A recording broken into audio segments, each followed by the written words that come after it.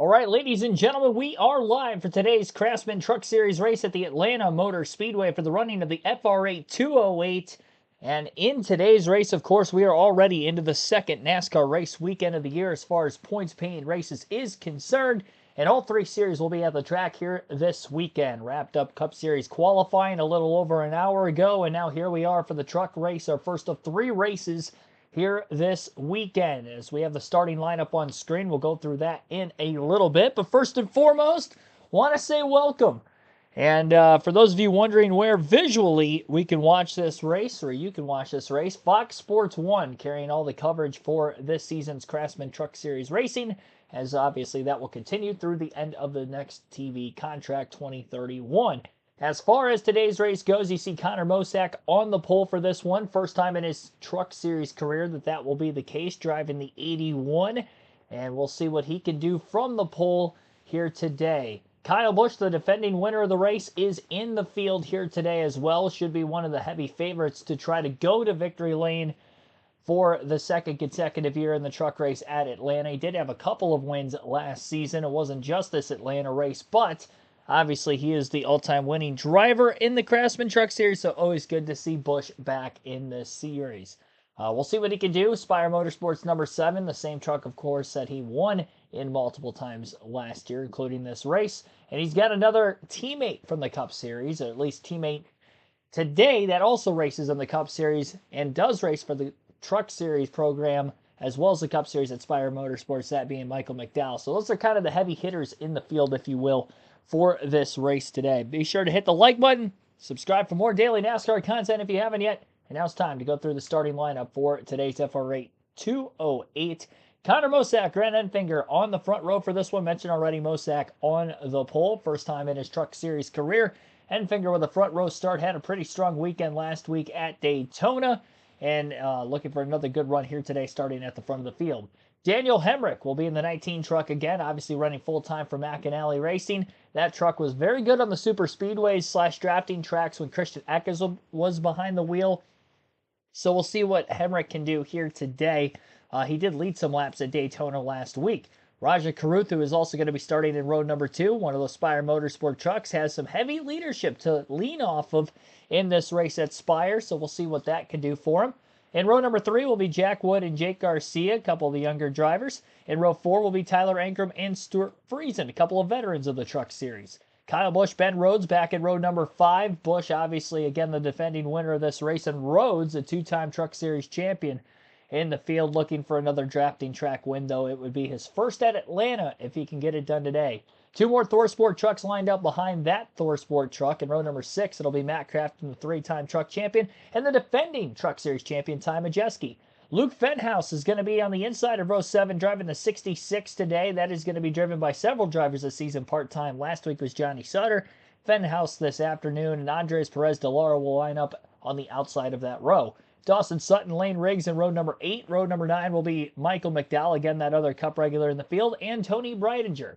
Last week's winner at Daytona, Corey Heim, will be inside of row 10 with Nathan Bird to the outside. In row number 12, it'll be row number 11, Frankie Muniz, who comes in off a top 10 finish last week in his Truck Series season opener, and Giovanni Ruggiero, who ended up having a great run as well, top 3 at Daytona last week, will start in row 11. In row 12 will be William Sawalich and Matt Mills. Row 13 for Caden Honeycutt and Tanner Gray. Spencer Boyd, Chandler Smith in row 14. Interesting to see Smith that far back in the field. Should race well today as he tries to work himself to the front. Josh Reaume and Bailey Curry in row 15. Row 16 for Keith McGee and Justin Carroll. And that will round out our 32 truck field for today's race. 30 laps in stage 1, 30 laps in stage 2, and the final stage will make up the final 65 laps to the checker, and that'll be right on the edge of the fuel window when they begin stage 3. So it'll be a little interesting to see how everything is going to plan out as far as fuel mileage games may go in the first half of this race. I'd imagine most of these teams are probably going to try to make it to the end of stage 2 before they pit and look to lean on a maybe one stopper. We'll just have to see how high the pace is, I guess, right from the get-go. So we get set for the National Anthem track side. Get to listen into that. Oh, say, can you see by the dawn's early light. What so proudly we hailed at the twilight's last gleaming, whose broad stripes and bright stars through the perilous fight, for the ramparts we watched were so gallantly streaming, and the rockets red, the bombs bursting in air, gave proof through the night that our flag was still there. Oh, send us that star-spangled banner yet wave. Oh, the land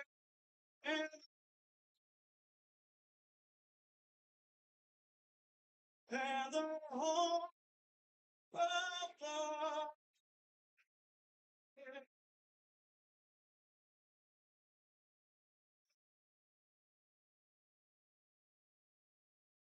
and a beautiful rendition of our national anthem. We're getting set for race number 2 of the season. We're live from Atlanta Motor Speedway. 3 different winners in the first 3 drafting track races for the Truck Series at Atlanta, as they've only raced here 1 time a season in the last 3 years. Kyle Busch, the defending winner of the race. Christian Eckes and Corey Heim each have a win as well. Eckes in 2023. Heim won the first race here in 2022. Interesting stat line. Nobody has started on the front row and won a truck race at Atlanta. Kyle Busch started 7th last year, 4th for Eckes the year before, and Corey Heim started back in 19th in 2022. Want to know what's coincidental about that? Corey Heim starts 19th in today's race as well. So maybe he can go back-to-back to start the season. Last driver to do that was in 2021 rather, when Ben Rhodes won the season opener at Daytona and then went on and won the Daytona road course race the next week. We'll see if Corey Heim can go 2 for 2 this year. Tough to do being on a drafting track, but we saw Austin Hill do it in the Xfinity Series last season, so it is definitely not impossible. Quick shout outs to those of you in the chat here in the early going of the stream. Jackson Robinson, thanks for tuning in. Our goal for today's Truck Series race stream is 50 likes. We're at 14 already, as the race has not yet begun. So once again, 50 likes will be our goal for today's race. We shall see if we get there. Went through the starting lineup already for this one. Waiting for FS1 to come back on the broadcast. Not quite given the command to fire engines yet. Just wrapped up the national anthem, as you heard. I'm trying to figure out a good spot to put the ticker on the screen. We had it for the late going of last season, pretty much about the time the playoffs started. And I didn't have it for Daytona last week because I couldn't really figure out a good spot on the screen to put it. It used to be at the bottom of the screen, but I didn't want to cut off what was already a pretty small visual of the raw feed and the updated version of that on NASCAR.com.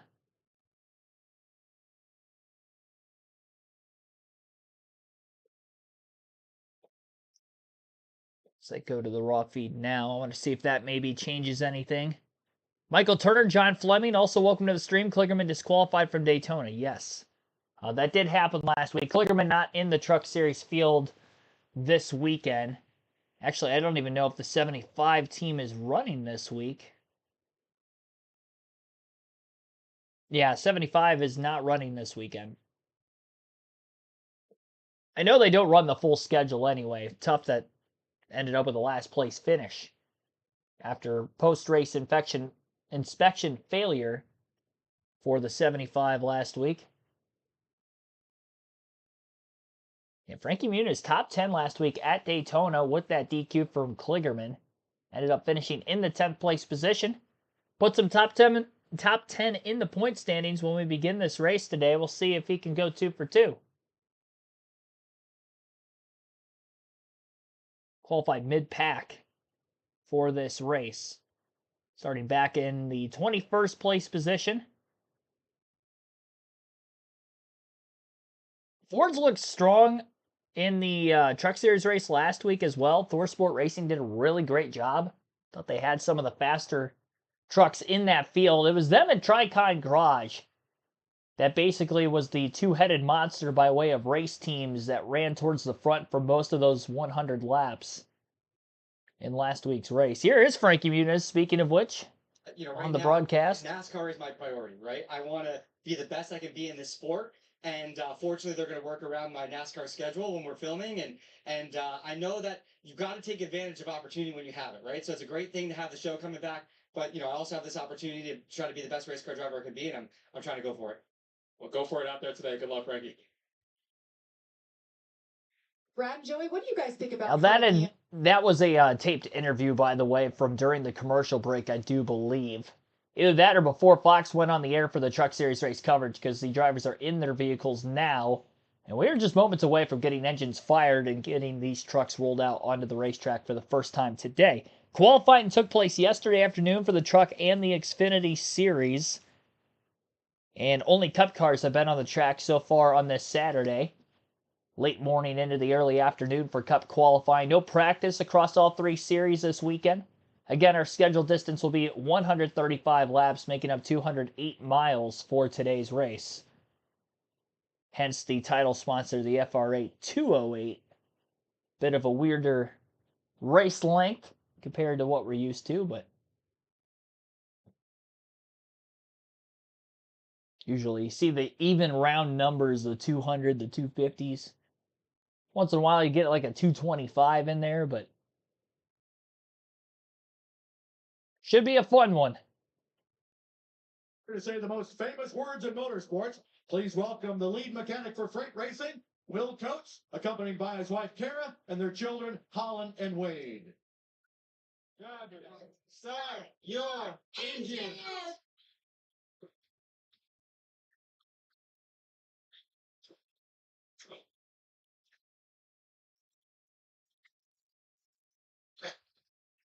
Thirty-four drivers are fired up and ready. 208 miles of action heading your way. Look up, green flag. Next. All right, getting closer. Doubleheader of racing today, triple header of streaming. Again, our second stream of the day. I do want to apologize again for missing the very start of qualifying. I didn't realize that the start time had been moved up to 11 a.m. Eastern from what it was originally on NASCAR.com, NASCAR app throughout the week as 11:30. I did catch it before 11:30, but we did miss the first dozen cars on track earlier, so it was a slightly abbreviated stream there. But definitely not going to have that issue going forward for this weekend. All the start times are adjusted. Obviously, I knew about the Daytona 500 start time moving up last week, a couple days prior. I just was unaware of this one here this weekend for qualifying. Not because of weather. I think they just wanted to give more time in between qualifying for the Cup Series and the truck race. And that's why that had shifted. Which we had just over an hour in between. Usually it is about that much. Probably would have been closer to like 45 minutes or less in between the end of Cup qualifying and this truck race, had they started at 11:30 or just after that. Who do I have today? I think I got to go with the veterans. Again, this is a low downforce, low horsepower package. So it's not like the Cup Series where they have higher downforce and they have the full super speedway / drafting style pack. You will see a lot of the draft, obviously, in today's race, but I don't think you're going to see anywhere near as much side-by-side racing as what we'll see in the Cup Series tomorrow for both the Truck and the Xfinity Series. That was the case across both the Xfinity races here last season, even the summer race in 23, I remember, was kind of like that as well. The Truck Series race last season was also like that, especially if you got a faster truck up at the front of the field, was really able to control both lanes effectively. Spire Motorsports did not look quite as quick last weekend on a drafting style track, and they didn't qualify particularly well today outside of Raja Karut. So as much as I would like to take Kyle Busch to win this race 2 years in a row, not being able to see practice times kind of hurts my decision on that also. He does start in 9th.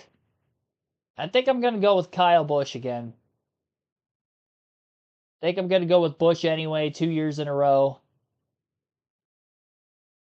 If he doesn't win, I would look for a Corey Heim to be up there. He has won at this track as well. There are only 2 defending winners of the drafting style Atlanta track in the field, and that would be Busch and Heim. And I definitely think that those are probably the 2 favorites. Michael McDowell starting a little further down in the pack. I did ask you guys in the chat poll who you think is going to win the race. 14 votes have been casted so far. 60% of those votes taking Kyle Busch. 20% have Heim. 13% have somebody other than Busch, Heim, or McDowell. McDowell at 7% of the votes is last of the 4 options. This is a great track for Busch in the Cup Series as well. One of his best since going to RCR. Has the 3rd best average finish, only behind Blaney and Suarez, who coincidentally were in the 3-wide finish with him. Got Joey Logano, Brad Keselowski in the booth this weekend with Jamie Little, and they're going to queue up a driver. Looks like they're queuing up Kyle Busch. You got a copy? Oh, good to talk to you here, man. I know you've been a star here in the Truck Series Atlanta for a long time. You got 7 wins here, won this race last year. You're back again to recrown, victory lane. The question for all of us is, why Atlanta? What do you love about racing here so much that you came back for this race? They got it. It was a schedule. Whatever the Spire guys have in store for me to be able to go run and get my 5 races in, that's kind of what we got. So, Atlanta being one of the long-time history here with Billy Blue, obviously. We got Billy's dealership stuff on the side of this truck here today with Gabriel Chevrolet, so excited to have him carry on with us and try to go get another Atlanta win. Well, thanks for talking to us. Good luck to you today. Can't wait to see what show you put on. And Kyle Busch will roll off 9th today. And our pole sitter, a first-timer, Connor Mozak, 26 years old, got it done on Friday. Joey, what do you think? Let's dial him up. Let's dial him up. Connor Mozak, Joey Logano in the FS1 booth. You got us? Yes, sir. Got you loud clear. All right, man. You put it on the pin, which is great. I know you guys don't practice, so you don't really know exactly what your truck's got, but what lane do you think is going to be the one to help you take control? Are you taking the bottom or the top? And how do you plan on taking control of this race?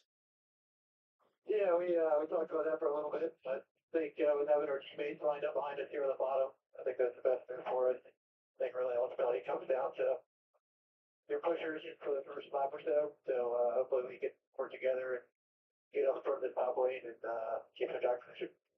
All right, we'll be looking for it. Good luck in there. Thank you. The outside did look like the dominant lane throughout the truck race last year when it was more spread out than the first 2 years the Truck Series had raced at Atlanta. Checking pit road times, of course, with practice not being had this weekend. And they'll be going green in 2 more laps. Kyle Busch. FS1 going through the rest of the starting lineup. We have already done that, so just waiting for the race to go green and we can get this Truck Series race underway, get the Atlanta race weekend started as far as the racing side of things. Again, no practice through all 3 series this weekend, and not going to be seeing anything on the qualifying side of things anymore, as all 3 series have already qualified for their events this weekend as well.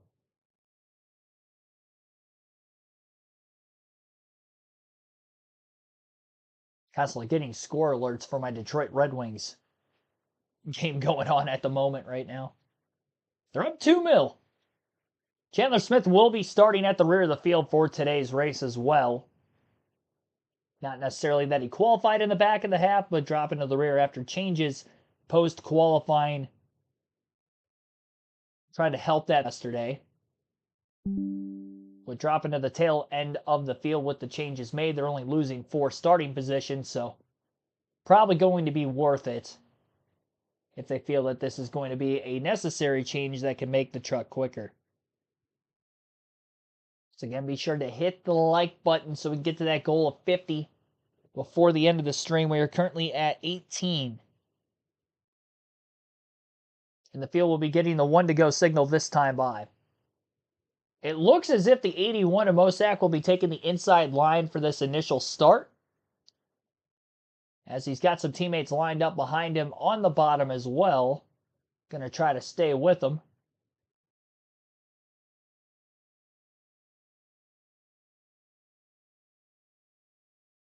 lot of Chevys up there, though. Top 5. All Chevrolets to start this race.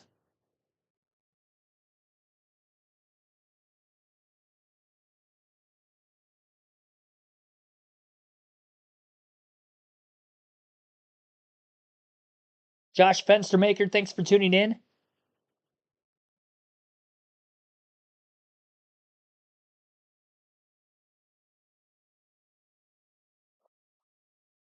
Once again, stage splits 30, 30, 75. We did go through that already. Pit road speed 45 miles an hour. It's a very long pit road. Entry of turn 3. Remember, they extended that a couple years ago. Try to keep from having accidents off of turn 4. Distance is just less than 208 miles, 135 laps total distance for the race. And the fuel window, 55 to 60 laps. So again, this can be made on one stop depending on how many cautions we get in stage 3. If we don't get any cautions for incident in stage 3, they will have to make a green flag stop at some point in time, which would definitely be interesting, but it would be in the final 10 to 15 laps of the race. I would imagine a lot of these teams are going to try to run that out as far as they can. Field pacing the back straightaway right now, and again, we will be going green this time. 28 degrees of banking in the corners, only 5 on the straightaways. Very flat on the straightaways. That's why the higher line really does prevail well here. Very flat front and back stretch with high degrees of banking in the corner. You can get a great run, and especially with the low downforce package that we see on the truck and Xfinity Series side of things, that's even more so. Track temp 79 degrees. It's a pretty warm weekend in Atlanta for this time of the year in late February. Forecast is sunny. Track may be slick. Here today, and we're getting ready for this one. Wade Earl Arnold Jr., thanks for tuning in as well.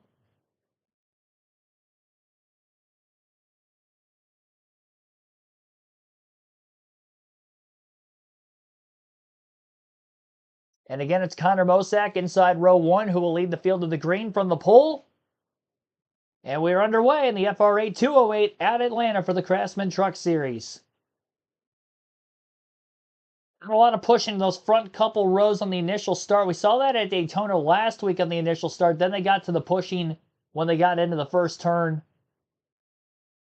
on the second restart of the race. Top 2 trucks on the bottom lane shift to the outside off turn 2 as they're both clear, that being Daniel Hemrick and Connor Mosack.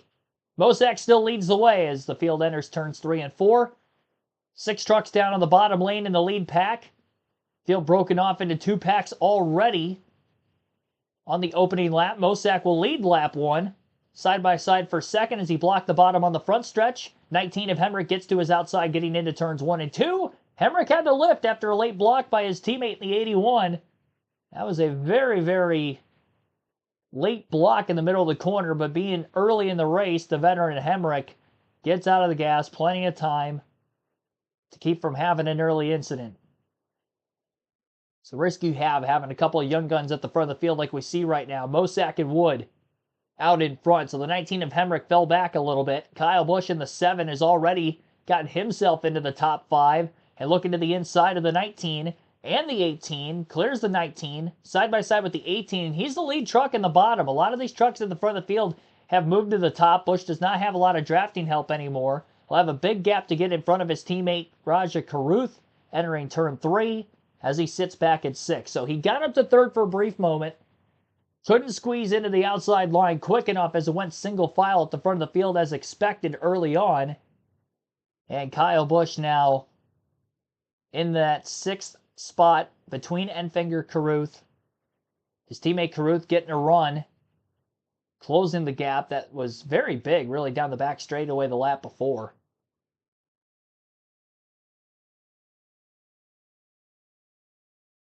2 by 2 from a little bit outside the top 15. 1 truck down on the bottom again inside the top 10 from camera shot that they have on the front bumper of Chandler Smith right now. It's hard to tell exactly who that is. But that's the only side-by-side battling going on as of right now. Mosack having that track position right out of the get-go. That's huge for him. 3 spots lost on the initial start for Grant Enfinger, who also started on the front rows. He fell from 2nd to 5th in that outside lane. The inside really took control of the start there. Those top 2 trucks were able to pull clear. And that's the big thing with restarting on the bottom, especially if you're in row 2. It's very tough to get to the outside. Great job by those two teammates getting up there when they did. And getting in front of Hemrick on the initial start. And again, Hemrick lifting again on lap 2 after that late block from Mosak dropped him back another spot to 4th. Lap 7 this time by at the line. The first 6 have been led by the pole sitter Mosak. Long single file line, everybody being patient early on. Again, maybe more likely to see that early in the race with no practice. And especially in the lower series as well. Not having a lot of laps at this racetrack for a lot of the drivers in the field. Couple of ThorSport trucks going to get side by side for 10th off turn 2. Ben Rhodes pulls to the inside of his teammate Matt Crafton. Still on the inside entering turn 3. We'll see if he can slide up in front of him. Crafton got really loose in the center of the corner. Should be able to have a big enough of a run for the 99 to move up in front of him and does. Pass complete. Crafton was sideways in the center of the corner. You can really see the back of his truck wiggling around a ton. Corey Heim probably saw that. He's going to try to take advantage of it on the other end of the track in 1 and 2. But he doesn't clear, and now he might get freight train if he can't get back to the outside quickly. The ThorSport trucks who are all in line behind the 88 definitely not going to let him in. Ben Rhodes is going to get by. The 66 is going to get by as well, a Fenhouse. And Corey Heim still down on the bottom. And nobody going with the 11 as he continues to go backwards. He started 19th, got up to 11th, tried to make a pass on Crafton after he got loose for 10th, failed to make that pass, and now is going backwards. For the ThorSport trucks are all nose to tail, and then freezing behind Fenhouse before you got the 5th ThorSport truck of Jake Garcia in there in 14th. They stay in line like that. I'm interested to see if they do try to make a move to the bottom late in stage 1 at all. There's a bit of a gap being built up between Crafton and the trucks in front of him, although with how loose we saw the 88, that might not be intentional. Rhodes pulls to the bottom again. Same move he made earlier. Off of turn 2. Goes to the inside. Tries to make the pass this time on a 34 truck of Lane Riggs. He's got him clear in the center of the corner as he gets to the inside of Raja Karuth as well. And with this package that the Truck Series uses, it is a lot on handling to be able to gain track position. And as the tires start to really fall off later into a green flag run on this slippery racetrack, it's going to become even more so, and we might see more passes on the back half of the run than the front half. A lot of side drafting going on back straightaway again for the 34 under the 99 of Rhodes. Rhodes looks to be the strongest of the ThorSport trucks early. Squeezes Raja Karuth. Karuth just sneaks to the outside. He didn't want to lift. And Rhodes could be going backwards just like Corey Heim did several laps ago. Karuth just squeezed into that gap. The 34, the slingshot move to get by him. So we're seeing kind of one pass done at a time in the middle of the line. Sometimes they're failed attempts. Rhodes has enough room with his teammate backing up to let him in. That being Jake Garcia. And Rhodes falls to 12th. So he lost about 3 positions trying to pull out a line and make the pass for 8th on the 34 and the 71. He had the 34 cleared, tried to clear the 71 in the same corner. Didn't work. Commercial break full screen on FS1 for the first time today. We'll go through our running order here on lap 13. Again, Connor Mosak has led every lap from the pole and still leads here on this 13th lap of the race. His teammate Jack Wood is in second. Third place is being ran by Tyler Ankrum, Daniel Hemrick, fourth, Grant Enfinger, fifth, Kyle Busch, sixth. Those top 6 positions haven't changed since lap 3. Lane Riggs is in 7th, Raja Karuth 8th, Ty Majeski 9th, Matt Crafton rounds out the top 10. 11th is Stuart Friesen, Ben Rhodes 12th, Jake Garcia 13th, Corey Heim 14th, and 15th is William Sawalich. 16th for Michael McDowell, Caden Honeycutt 17th, Luke Fenhouse 18th, Frankie Muniz 19th, and Andres Perez in 20th. Chandler Smith 21st, Gio Ruggiero is in 22nd, Tanner Gray 23rd, Bailey Curry 24th, Matt Mills 25th, Dawson Sutton 26th, Nathan Bird 27th, Josh Reum 28th, Spencer Boyd 29th, Tony Breitinger 30th, Keith McGee 31st, Justin Carroll 32nd, and that rounds out our 32 truck field. Breitinger down 12 positions from the start of the race, has lost the most positions of any driver. Up the most positions since the start of the race, Lane Riggs, who is now up to 6th. as I believe Kyle Busch might have gotten shuffled out of the top line of the racetrack. Busch has lost 3 positions since the commercial break, right back to where he started in 9th. Again, rigs up 10 spots to 6th place. 4 spots gained on that initial start for Ankrum. That's the first change of position for 6, but the top 5, again, has still stayed the same since lap 3.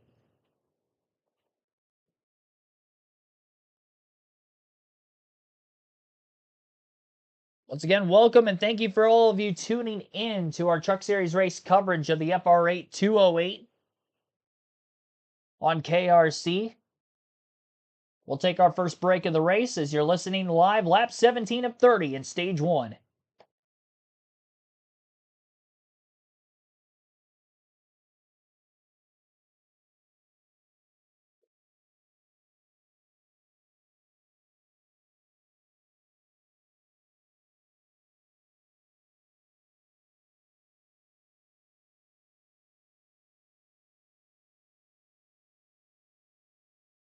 Parker was the title contender. Well, he's not running full-time. If you're talking about Parker Kligerman, I would assume. Yeah, Kligerman not running full-time in the Truck Series. And Truck Series race Connor Mozak continues to lead over Jack Wood, Tyler Ankrum, Daniel Hemrick, and Grant Enfinger. Your top 5. They were pushing the issue when we stepped away. 3 wide. Ben Rhodes has been on it. Yeah, Ben Rhodes making some aggressive moves, trying to get that track position. It seems like Joey, he passes 1 or 2, then maybe loses 2 or 3. It's kind of been this seesaw for sure. He keeps going for it. You know, you pass a couple trucks, you're like, oh, this is working good. I got it all figured out. Next thing you know, you're back behind the trucks you already passed. But what I see here, a little bit laps on the tires now. The pack's starting to separate a little bit. You're seeing gaps right now. So right. When you go to make these there's moves, a pass. There's a place to go, right? And if you can get to the outside of someone, that's definitely the best move. You just see the 17 make that move. That definitely is a great move if you can get to the outside of somebody. That's Gio Ruggiero in the 17. Made his Truck Series debut last week. Finished 2nd. Well, Grant is going to get to the top of the 34 here. Down the backstretch, little push from the 98 to the 34. Whoa!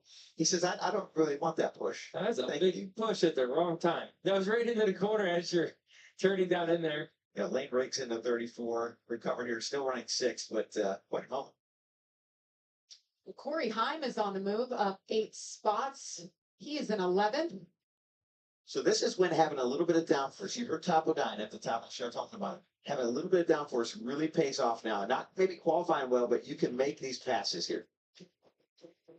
Talked about Corey Heim, finished 2nd at Daytona, then found out that the 75 was DQ'd. He got the win. It's been Heim time. He has been on a roll. Youngest to ever hit 12 wins. What a season it was last year. For more on him, let's check in with Josh.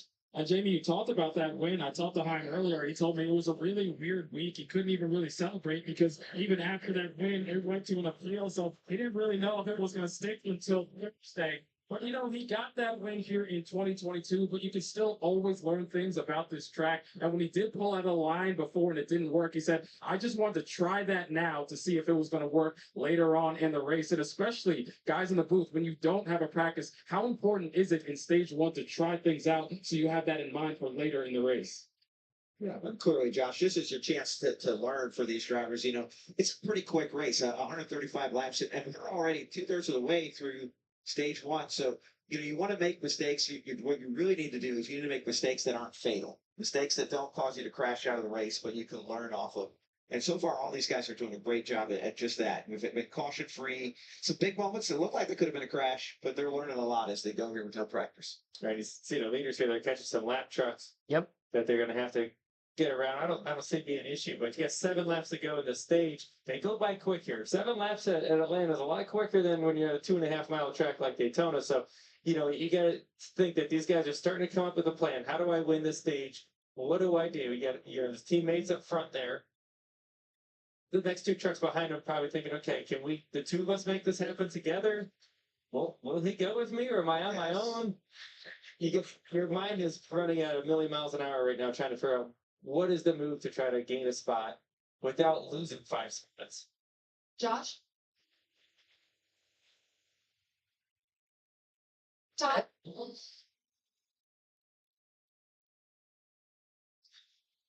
Yeah, Daniel Hemrick, the 19. We watched the 88 Matt Craftsman. You guys talked about how loose he was, barely just hanging on for dear life.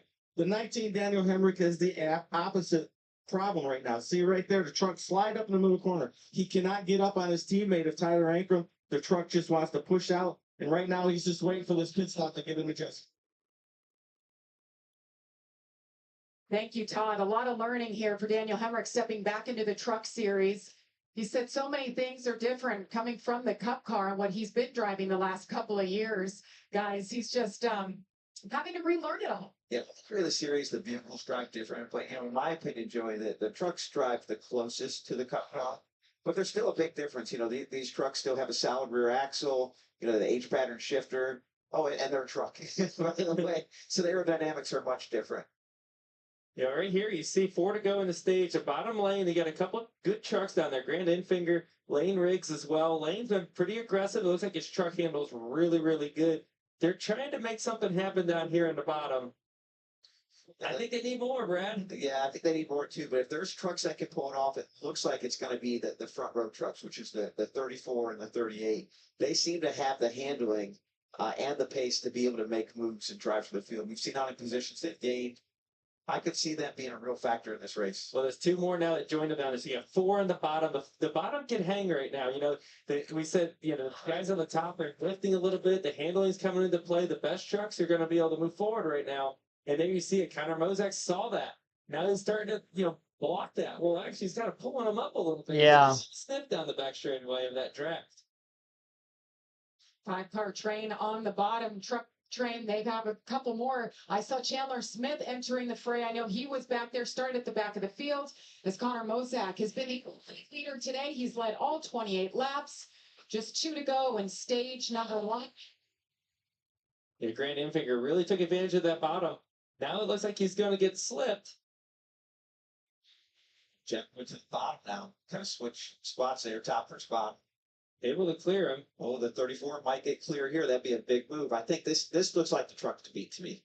Lane Riggs in the 34. See able to pull. Whoa! We got a jump for the lead. Look for that. 3 wide going into turn. Oh, Lane Riggs! Far. The end of stage number 1. Lane Riggs started 16th. Now he's up there 3 wide, battling for the lead. Jack Wood on the outside, 91. Here comes Grant Enfinger, full head of steam. There's Kyle Busch in his 7 truck on the bottom. Old move, trying to get these stage points. This is the last lap, like you said, Jamie, in the stage. And these guys want that stage win and those stage points. Here they come out of turn 4, and it's going to be Jack Wood with 4 wide. win number 1 of the season.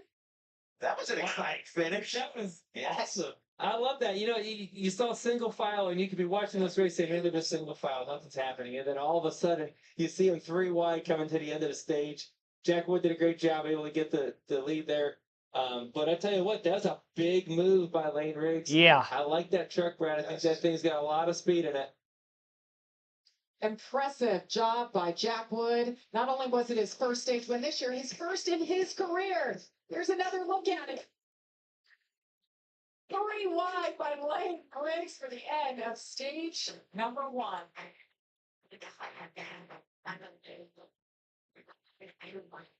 That was such a tight gap on the bottom of the track that Lane Riggs tried to go for. 3 wide under the 2 teammates of Jack Wood and Connor Mozak battling for the stage win down the stretch. They were side by side on the front stretch, entering turn 1 final lap.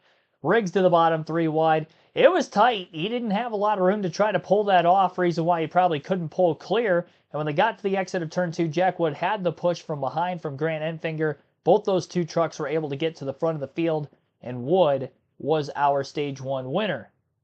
Looking at the leaderboard right now, so you got Jack Wood in first, Grant Enfinger is second, Connor Mozak third, Lane Riggs fourth, Tyler Ankrum is fifth, Kyle Busch sixth, Stuart Friesen in seventh, Corey Heim eighth, ninth for Daniel Hemrick, and Raja Karuth rounds out the top 10. And we'll have more than likely our first pit stops of the day, although I don't expect everybody to come in here. Borderline 1-stop race, and they can make it to the end of stage 2, with the fuel window being 55 to 60 laps, if they did decide to stay out here and try to get some track position.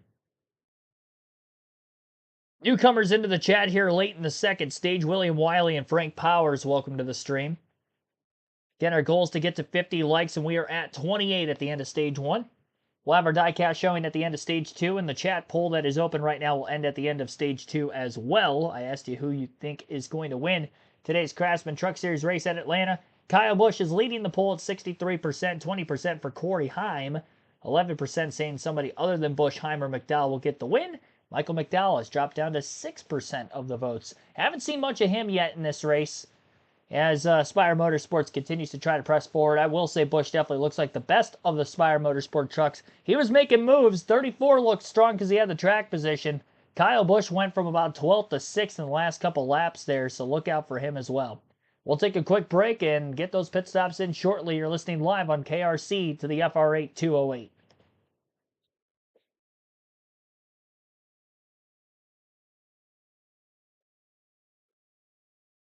Mark DeMars, welcome to the stream as well. Fine finish to stage 1. With your friends, gonna have to pay more attention to the underdogs. And my boy, well, who's your boy? Who's your guy in the truck series? Unless you're talking about like your kid, then in that case, we got the wrong boy.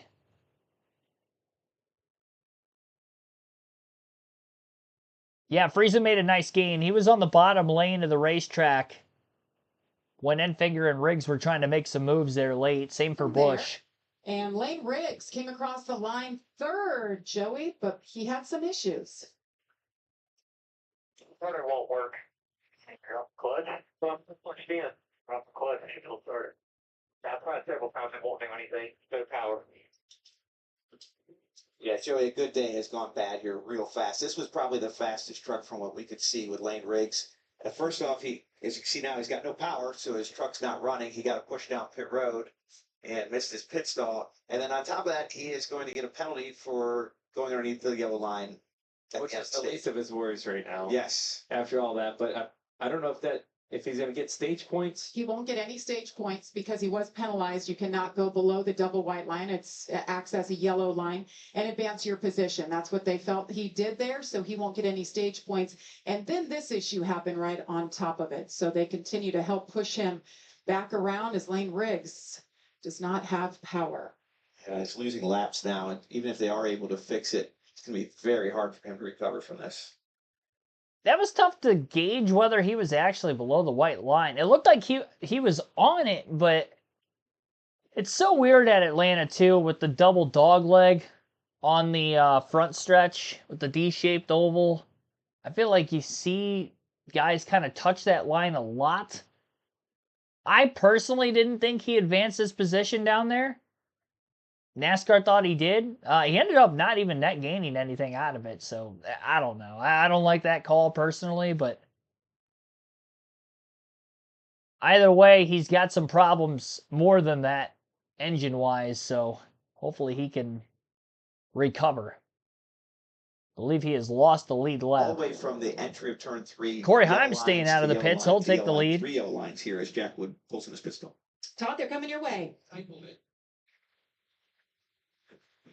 Yeah, it's 34 lane race. The master kill switch might be shorted out, not working properly. Drew Blickensderfer, he runs the Cup team. He said that they had a problem with the start of the race with it, so they might think that's the problem. Josh, for the 81 of Connor Mozak, just replaying how the end of that stage went and what he could have done better. That was his biggest concern. For Brandon Finger, it was all about the grip in that truck, guys. This pit road is one of the most dangerous pit roads every year, Joey. It's such a small pit road. The boxes are small. We see crashes here every year. Truck drivers did a good job here of not having an accident. Yeah, it crashes on pit road even before the super speedway version of this racetrack. Pit road hasn't changed much as far as the pit boxes themselves. The only thing that's changed about it is now the pit road entry line, the commitment line for pit road is towards the entrance of turn 3. And still 45 miles an hour as it would have been before the drafting era of this racetrack as well. Again, Corey Heim stayed out of the pit, so he will be the leader on the restart. He'll try to stretch the fuel window, get that track position, and we'll see how much the tires are going to be of a big effect here, as he's going to have about 30 lap older tires. Stage 1 went caution-free. So our first yellow of the race is this stage break itself.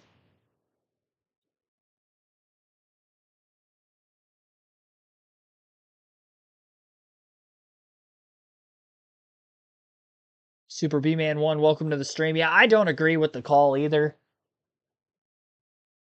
I mean, you can definitely tell he touched it, and it's kind of weird, too, because as he was working his way through turns 1 and 2 on the bottom lane of the racetrack, it didn't look like the left side tires were on the white line, but it's almost like the line is kind of painted in a weird spot, if that makes any sense, where it's not actually on the apron of the racetrack.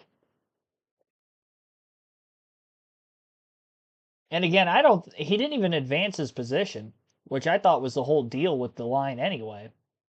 You can't advance your position down below the white line. It was very nitpicky.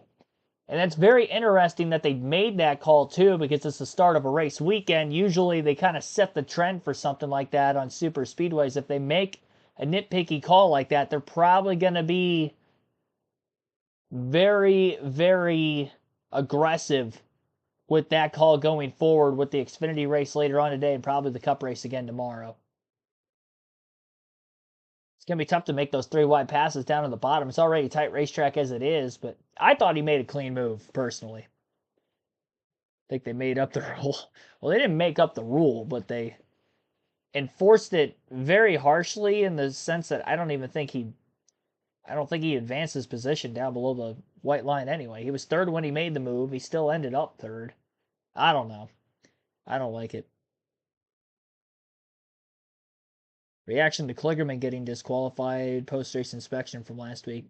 Yeah, I didn't even know about that until I woke up the next morning. By the time he would have failed post-race, I was already in bed after the race was over. Uploaded the finish to that race and my commentary of it just to wake up the next morning and realize, well, I guess that wasn't actually the finish of the race. I left it up anyway. I wasn't going to take it down just for that. Yeah, Corey Heim, the winner of that one, and now he's back in the lead again here as of right now. About to get stage 2 underway here shortly. So Corey Heim stayed out of the pits. I believe Ty Majeski stayed out as well. Kyle Busch in that 17 won the race off of pit road, and he will be in third. So the top 2 stayed out, gaining track position, but they will be on 30-lap older tires. Should be going green this time by. We'll only have 24 laps to go in stage 2 when they get back to racing. And same stage length as stage 1, 30 laps. Hemrick came back onto pit road a second time, which means he's going to be way back at the back of the pack. I think he was scored 16th when he left pit road earlier, and now he's going to be even further back. We'll keep an eye on Lane Riggs to see if he's going to be able to stay up with the pack on power. Several drivers went a lap down in the late going of stage 1. Free pass, I believe, went to Josh Reaume in 28th. Spencer Boyd, Justin Carroll, Tony Breidinger are still off of the lead lap. Lane Riggs, who I mentioned under power there, had the push truck to get to pit road in the first place. He has lost 2 laps. So Riggs 2 laps down. That's going to be tough to get back on the lead lap, especially in a shorter race here in the Truck Series. Already less than 100 laps to go when we get back to racing. We'll be at lap 38 at the line, so we're actually going to have 23 laps to go in the stage rather than 24. Speeding penalties for Hemrick, that's why he was back on pit road again.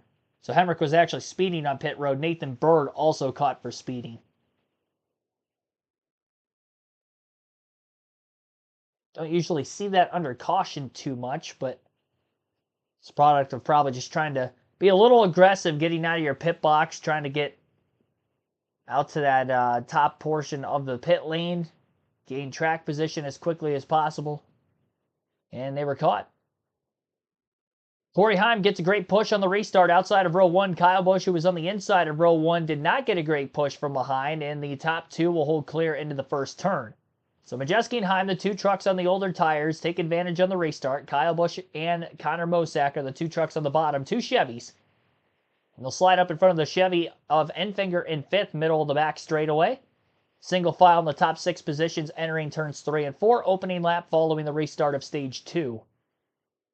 Corey Heim will lead his first green flag lap of the day. Mosack led almost every lap of stage 1 up until that final lap was won by Jack Wood for the first stage, that playoff point awarded to Wood, as well as 10 regular season points. Michael McDowell cracking the top 10 for the first time following the restart. He's up to 9th. Connor Mosack loses the outside of the racetrack to Grant Enfinger, does slide back into the outside, and we got movement for the lead at the front of the field. It's Ty Majeski, the defending series champion, bottom of the track. Kyle Busch going with him, has enough help, gets to the lead. Busch could not clear for second on Corey Heim, got side drafted quite a bit in the center of the corner, now needs a push from Mosack, who went with him. 2 by 2 at the front of the field here behind the race leader of Majeski, who leads his first lap of the day. Kyle Busch still trying to lead the bottom. 5 trucks are on the bottom lane of the racetrack, so the entire top 10 gridlock 2 by 2. Who's going to get the push? Mosack's been aggressive with his push to the back of Kyle, and Kyle Busch has a nose out in front, truck in the wall. Matt Crafton, we do stay green. Field races around him. We know Crafton's had a loose truck the entire time. He will get to pit road. He definitely has a flat tire.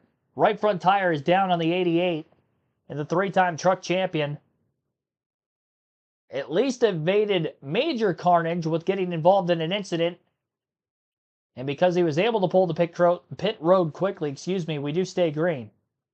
Another great push down the back straightaway for Kyle Busch in the 7 from the 81 of Connor Mosack, the pole sitter. And Busch will have the lead for the first time off of turn 4 with ease. Mosack is clear for second if he chooses to move up, but he stays on the bottom in front of Ankrum for the time being. Busch stays on the bottom as well as they get into the first turn. See if they can pull both those Chevys clear. Back straightaway, they may move up to the outside. Mosack moves up. Busch moves up with him. We'll see if Mosack maybe makes a run at the lead. He's going to go for it into turn 3. Slingshot move of his own. Will he clear? He's going to try to crowd Kyle Busch and force him into lifting, but Busch will not lift. He holds on and will still lead the lap at the line by about a half a truck length or less. If you cannot clear that truck to the outside, you lose so much momentum down the straightaways. Not being able to get that run off the progressive banking, which is greater on the outside than what it would be down on the bottom, to the flatness of the back straightaway. Front straightaway as well, as we saw there. Shortest way around the track, though, on the bottom, you gain so much ground through the center of the corner just to lose it again on the straightaways, especially if you don't get a great push from behind. Ankrum tried to push the 81, got him a little out of shape on the front stretch, where the outside 2 trucks were nose to tail, pushing all the way down that front straightaway, and led for both of them to pull clear of Mosack on the bottom. Crafton back out onto the speedway, but he may be coming back to pit road again. This time into turn 3 as he's lost several laps already under green. Bailey Curry up 12 positions since the restart. He's in 6th. Shout him out real quick. I believe he's gained the most positions since the restart. Also 10 spots gained for Tanner Gray to 11th. Most spots lost since the restart. Matt Crafton, who got against the wall, has lost 23 positions. Crafton is already 3 laps down. Lane Riggs is still out there on the racetrack and at speed now, but 2 laps down still. 26 trucks continue on the lead lap out of the 32 that started the race. And Keith McGee 5 laps down in last. He might have had a mechanical issue during the stage break. Already halfway through stage 2, 15 laps to go. And again, this is the first time that Kyle Busch has led today. Really wasn't even in the top 5 much for stage 1, but he's there now. Trying to win back-to-back Truck Series races at Atlanta. Patrick Shadley, thanks for tuning into the stream. He's taking Kyle Busch for the win as well. Mark DeMar's taking Corey Heim. Both of them up in the top 5. We'll see how that goes. FS1 heading to another commercial break. And this will be a side-by-side break. Quickly, our top 10 in the running order. Again, Kyle Busch leads, lap 47 of 135. Ty Majeski is in 2nd. Connor Mosack 3rd. Corey Heim 4th. Tyler Ankrum in 5th. Grant Enfinger is 6th. 7th place is Bailey Curry. Roger Carruth 8th. 9th for Jack Wood. Chandler Smith rounds out the top 10. And he had to come from the rear of the field at the start of the race, so look out for Chandler Smith if he gets up there. Although he doesn't have a teammate anymore with the 34 being off the lead lap by a couple laps. 13 laps to go in stage 2. You're listening live on KRC to the Craftsman Truck Series Fr8 208 at Atlanta.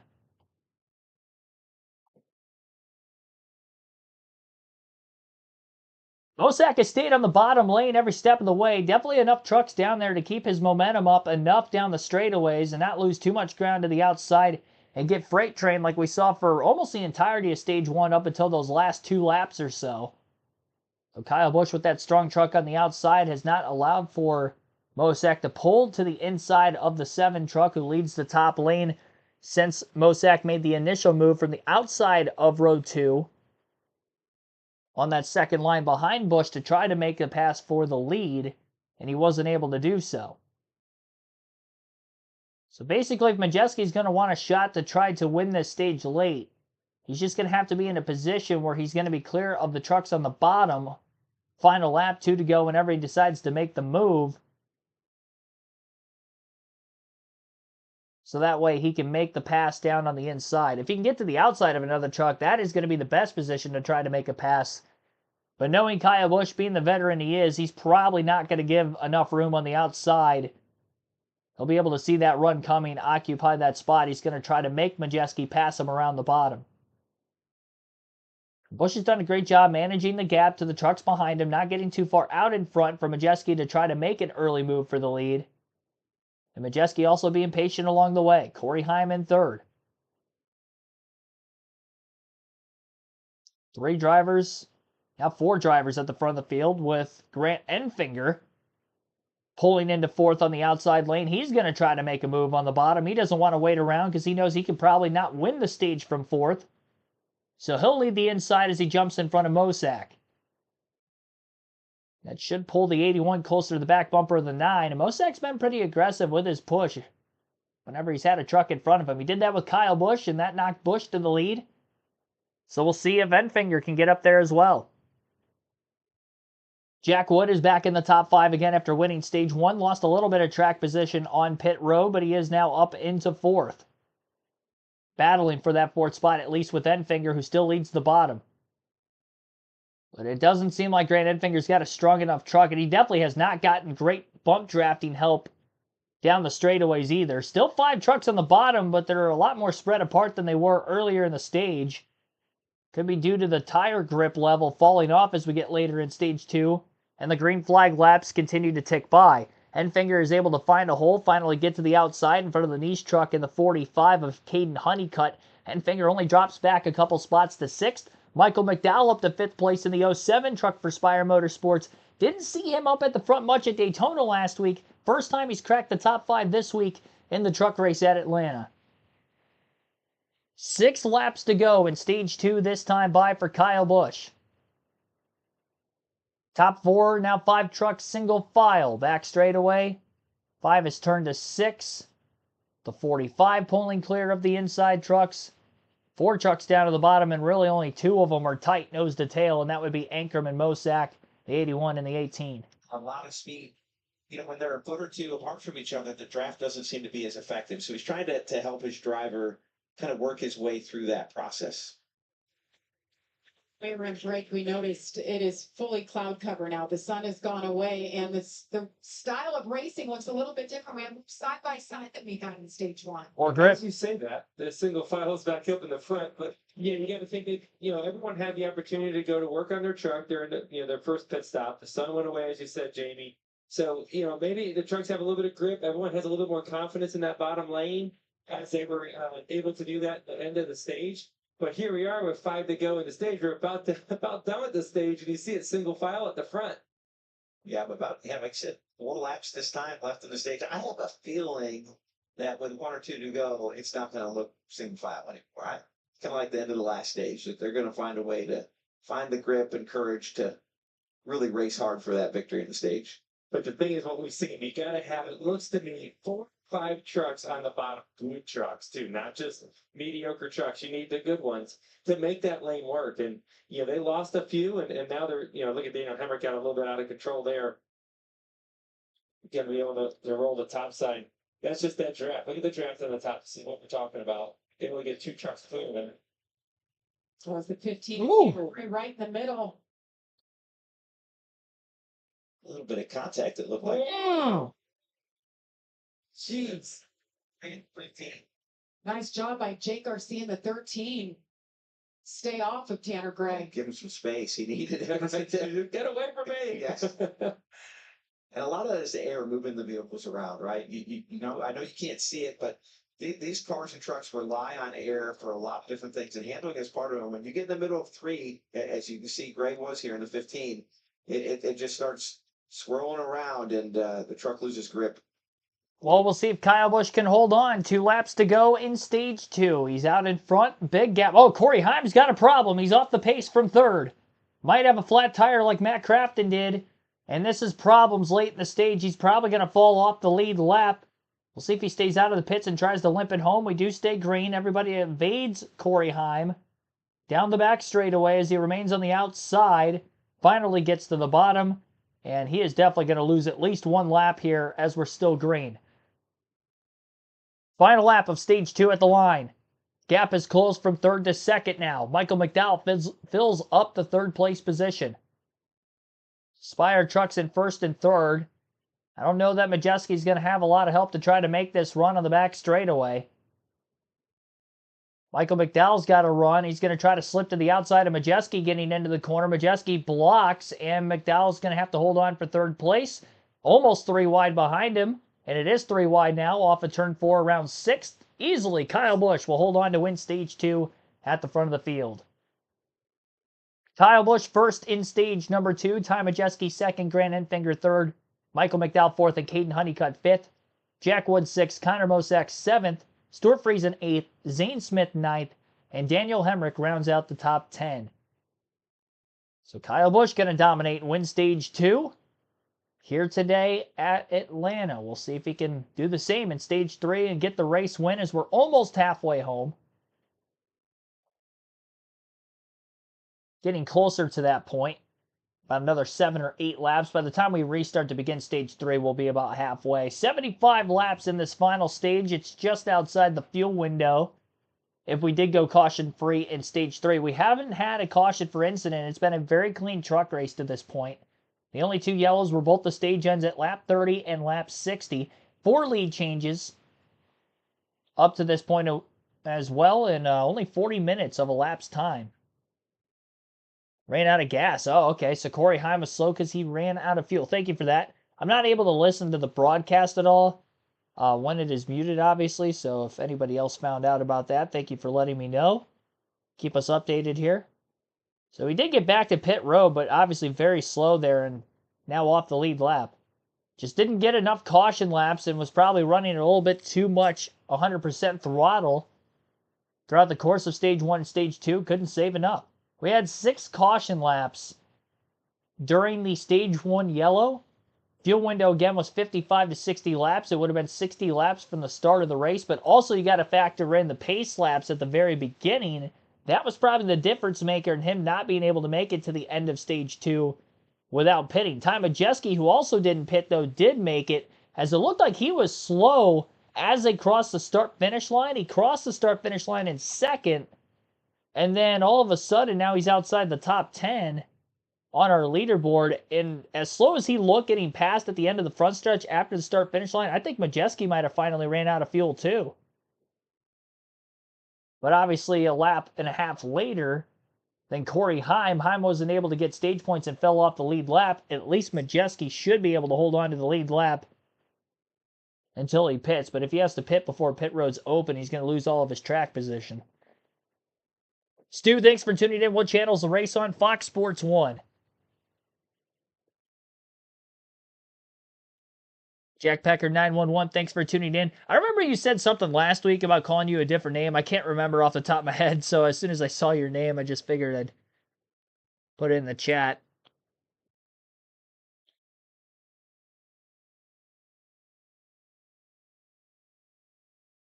So yeah, Lane Riggs having problems, Corey Heim having problems, 2 of some of the heavier hitters in this race that can compete for Kyle Busch for the win. Spencer Boyd in 26 will get the free pass to get his lap back at the end of this stage. So we should have 26 trucks on the lead lap when we get back to racing. We'll end the chat poll as we are at the end of stage number 2. 55 votes were casted. 65% of those votes taking Kyle Busch for the win as he wins stage 2 as well. Corey Heim at 18% of the votes ran out of fuel, is now off the lead lap. 13% of the votes for other, and 4% taking Michael McDowell, who did get up to third before the end of the stage.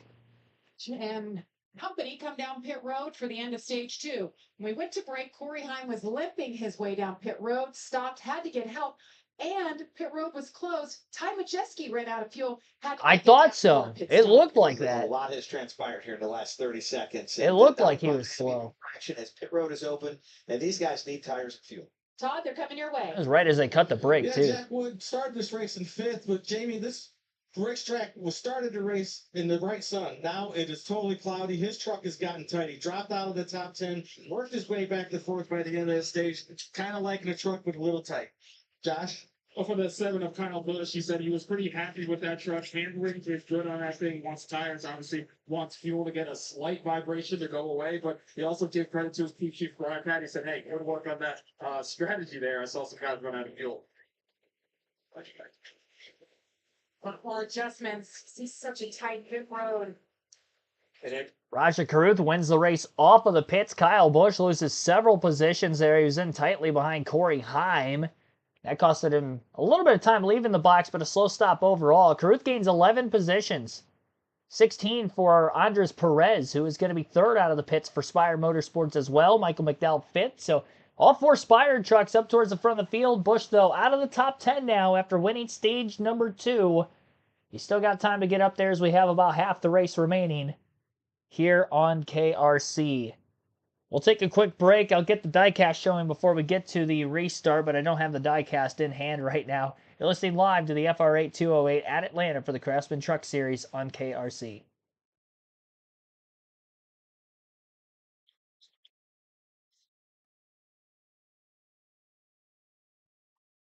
Yeah, Busch lost more than 5 spots, I do believe.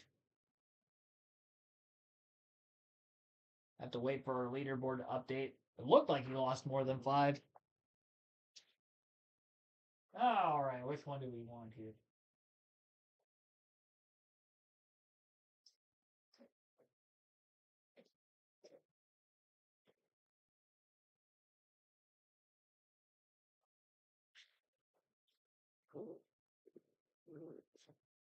I kind of figured since it's a Craftsman Truck Series race, I only have one Truck Series diecast as far as the 124 scale diecast goes, so I'll just show that one off today, means I didn't at Daytona last week. It's also probably the heaviest diecast I have. This thing is heavy.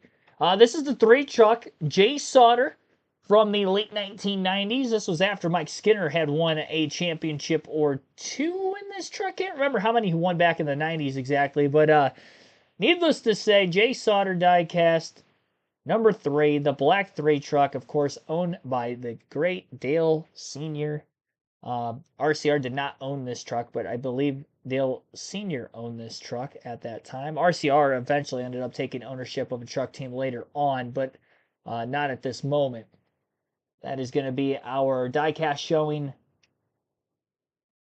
on the stream here today. End of stage 2. We'll have one during the Xfinity race later as well, and we'll have 2 for the Atlanta Cup race at the end of each stage tomorrow. And that is going to be because I did not do one during the Daytona 500. We had 9.5 hours with the rain delay in that stream to get the diecast showing. I had it sitting next to me the whole time, didn't get it. So we'll have 2 of them tomorrow.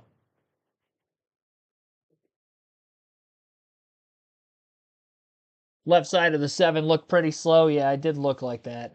Yeah, Busch definitely lost more than 5 spots. He's back at 8th now, so he lost 7 positions. Guess he's still in the top 10. So all 4 Spire trucks in the top 8. So look out, they could look to take control here. Top 5 for the restart. Raja Caruth will be in the lead. Daniel Hemrick in 2nd. Andres Perez 3rd. Grant Enfinger 4th. Michael McDowell will be in 5th. Again, our only 2 cautions of the race so far were the stage ends up to this point.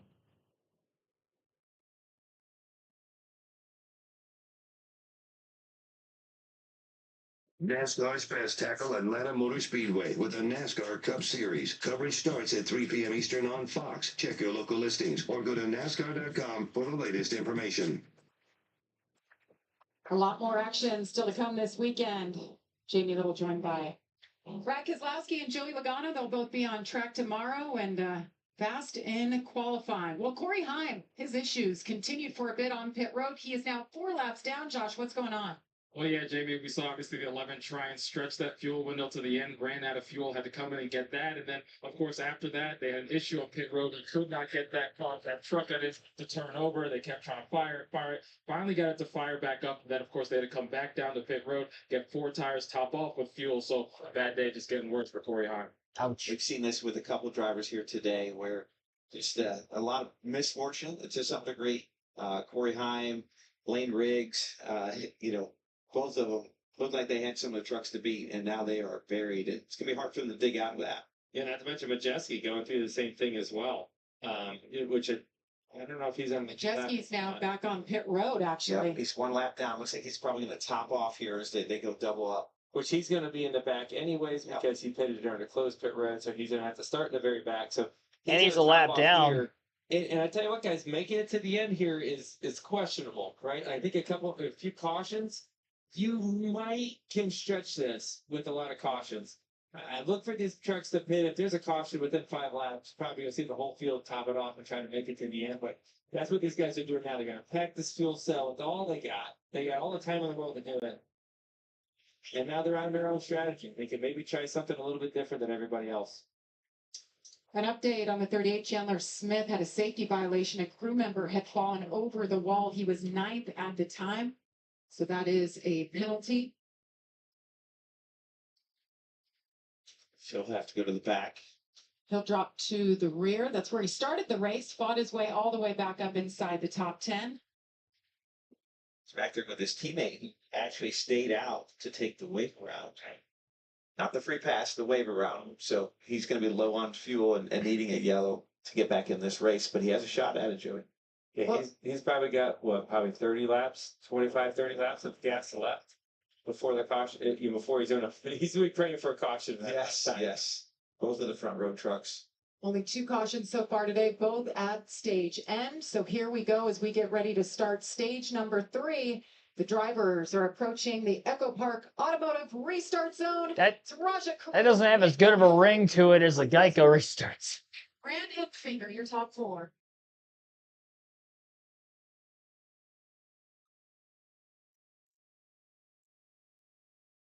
Emmerich Matched off of turn 2.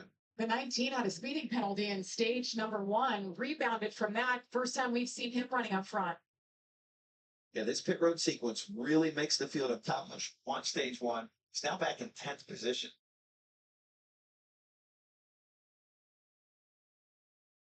You see everybody trying to hit him. Getting split. Lead. He was trying to get himself up, and he wasn't able to get up, and Grant Enfinger saw the opportunity to split him.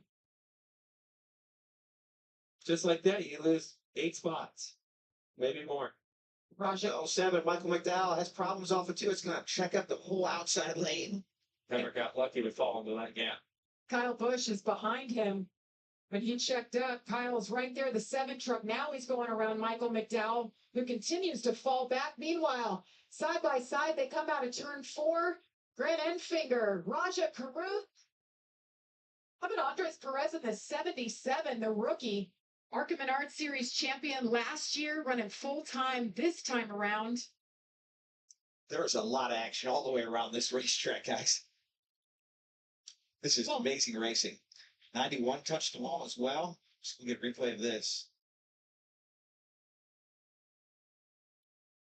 You see 91 get loose. A lot of these guys are getting loose, Joey. They just pitted for 4 tires and fuel. Air pressures are low. Trucks are full of fuel. They have their hands full. Daniel Hemrick not giving up. 3 wide for 3rd now. Daniel Hemrick said, hey, remember off of turn 4 when you split me? I'll split you back. Yes. And Kyle Busch coming behind him to give him a push. Gonna move that middle lane forward. Jack Wood on pit road. Here comes Kyle Busch picking him off. Get to the bumper. Daniel Hemrick. The 91 Jack Wood had brushed them while they come down pit road. Make sure they don't have that same problem Matt Craftsman had where they lose a tire. Tough break for him. Oh! Led the most laps today. To the front he goes. Raja drops back, loses 2 spots. I don't think Roger had much of a choice there, Jamie. Yeah. Connor was coming up into that spot whether he was there or not. Roger wisely lifted the live to fight another day. We're actually carrying good momentum there on the top side, though. We get back to the outside of Hemrick. That was pretty cool to see. Yeah, bottom lane's pretty tight right now, right? They got the grip. They can stay tight on the bottom. It seems like that bottom lane's moving at the moment.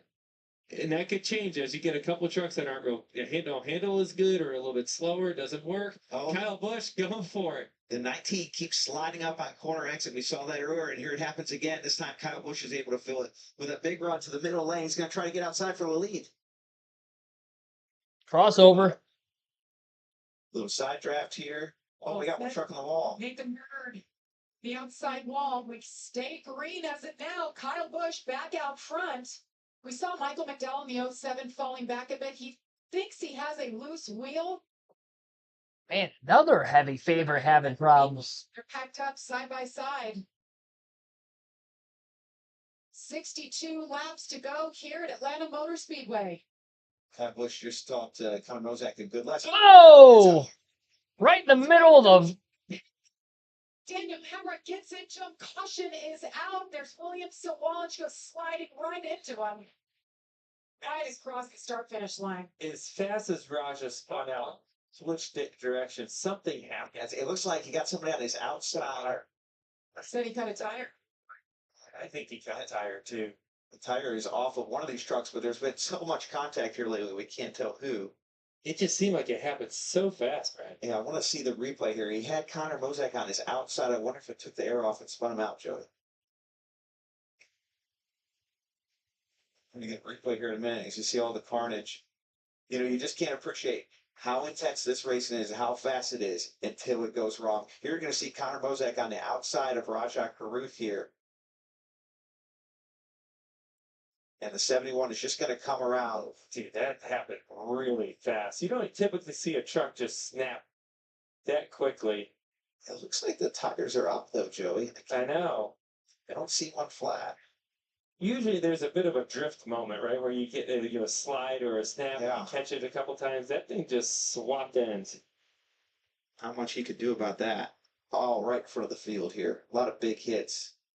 It's a big Perez in the 77 is having a great day, yeah.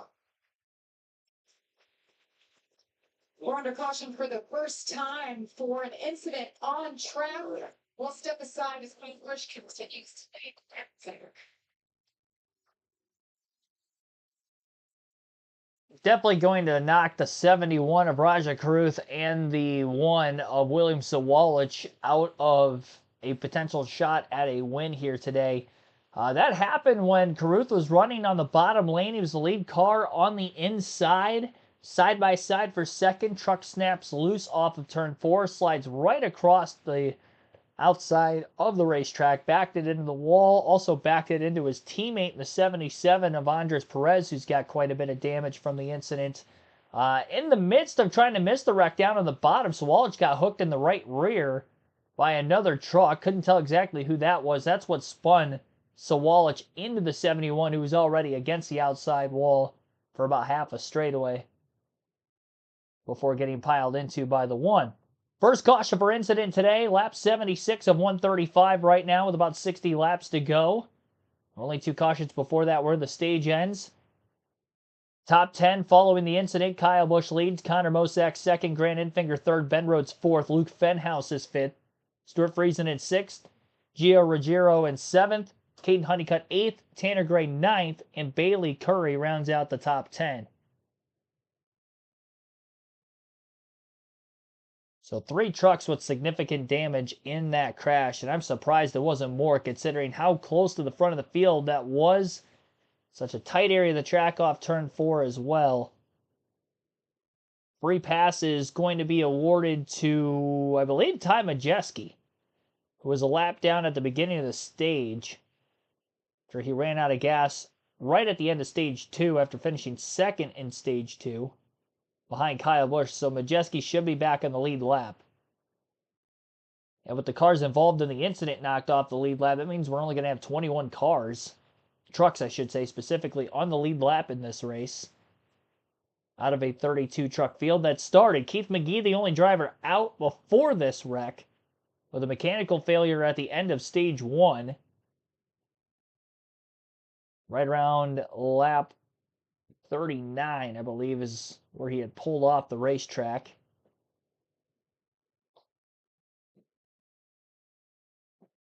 A little bit after that, do my math here, lap 43 is when Keith McGee pulled out, so it was very early in stage 2 under green when that had happened. Corey Heim is 4 laps down after he would have taken the wave around during the stage caution. He was 5 down. Matt Crafton is 3 laps down. Lane Riggs is 3 laps down. Jack Wood having a problem on the restart with a flat tire, fell 2 laps down. He was our stage 1 winner. And obviously the 3 trucks involved in the wreck well off the lead lap and maybe out of the race for Perez, Caruth, and Sawalich as well. So a lot of heavy hitters off the lead lap in this one. Majeski was a lap down up until now. He'll be back in the lead lap at the free pass. But we're seeing a lot of heavy hitters get eliminated here. Michael McDowell on the restart also had a problem. Luckily stays on the lead lap. Got the quick caution. Had a loose wheel, so he can pit now, change tires.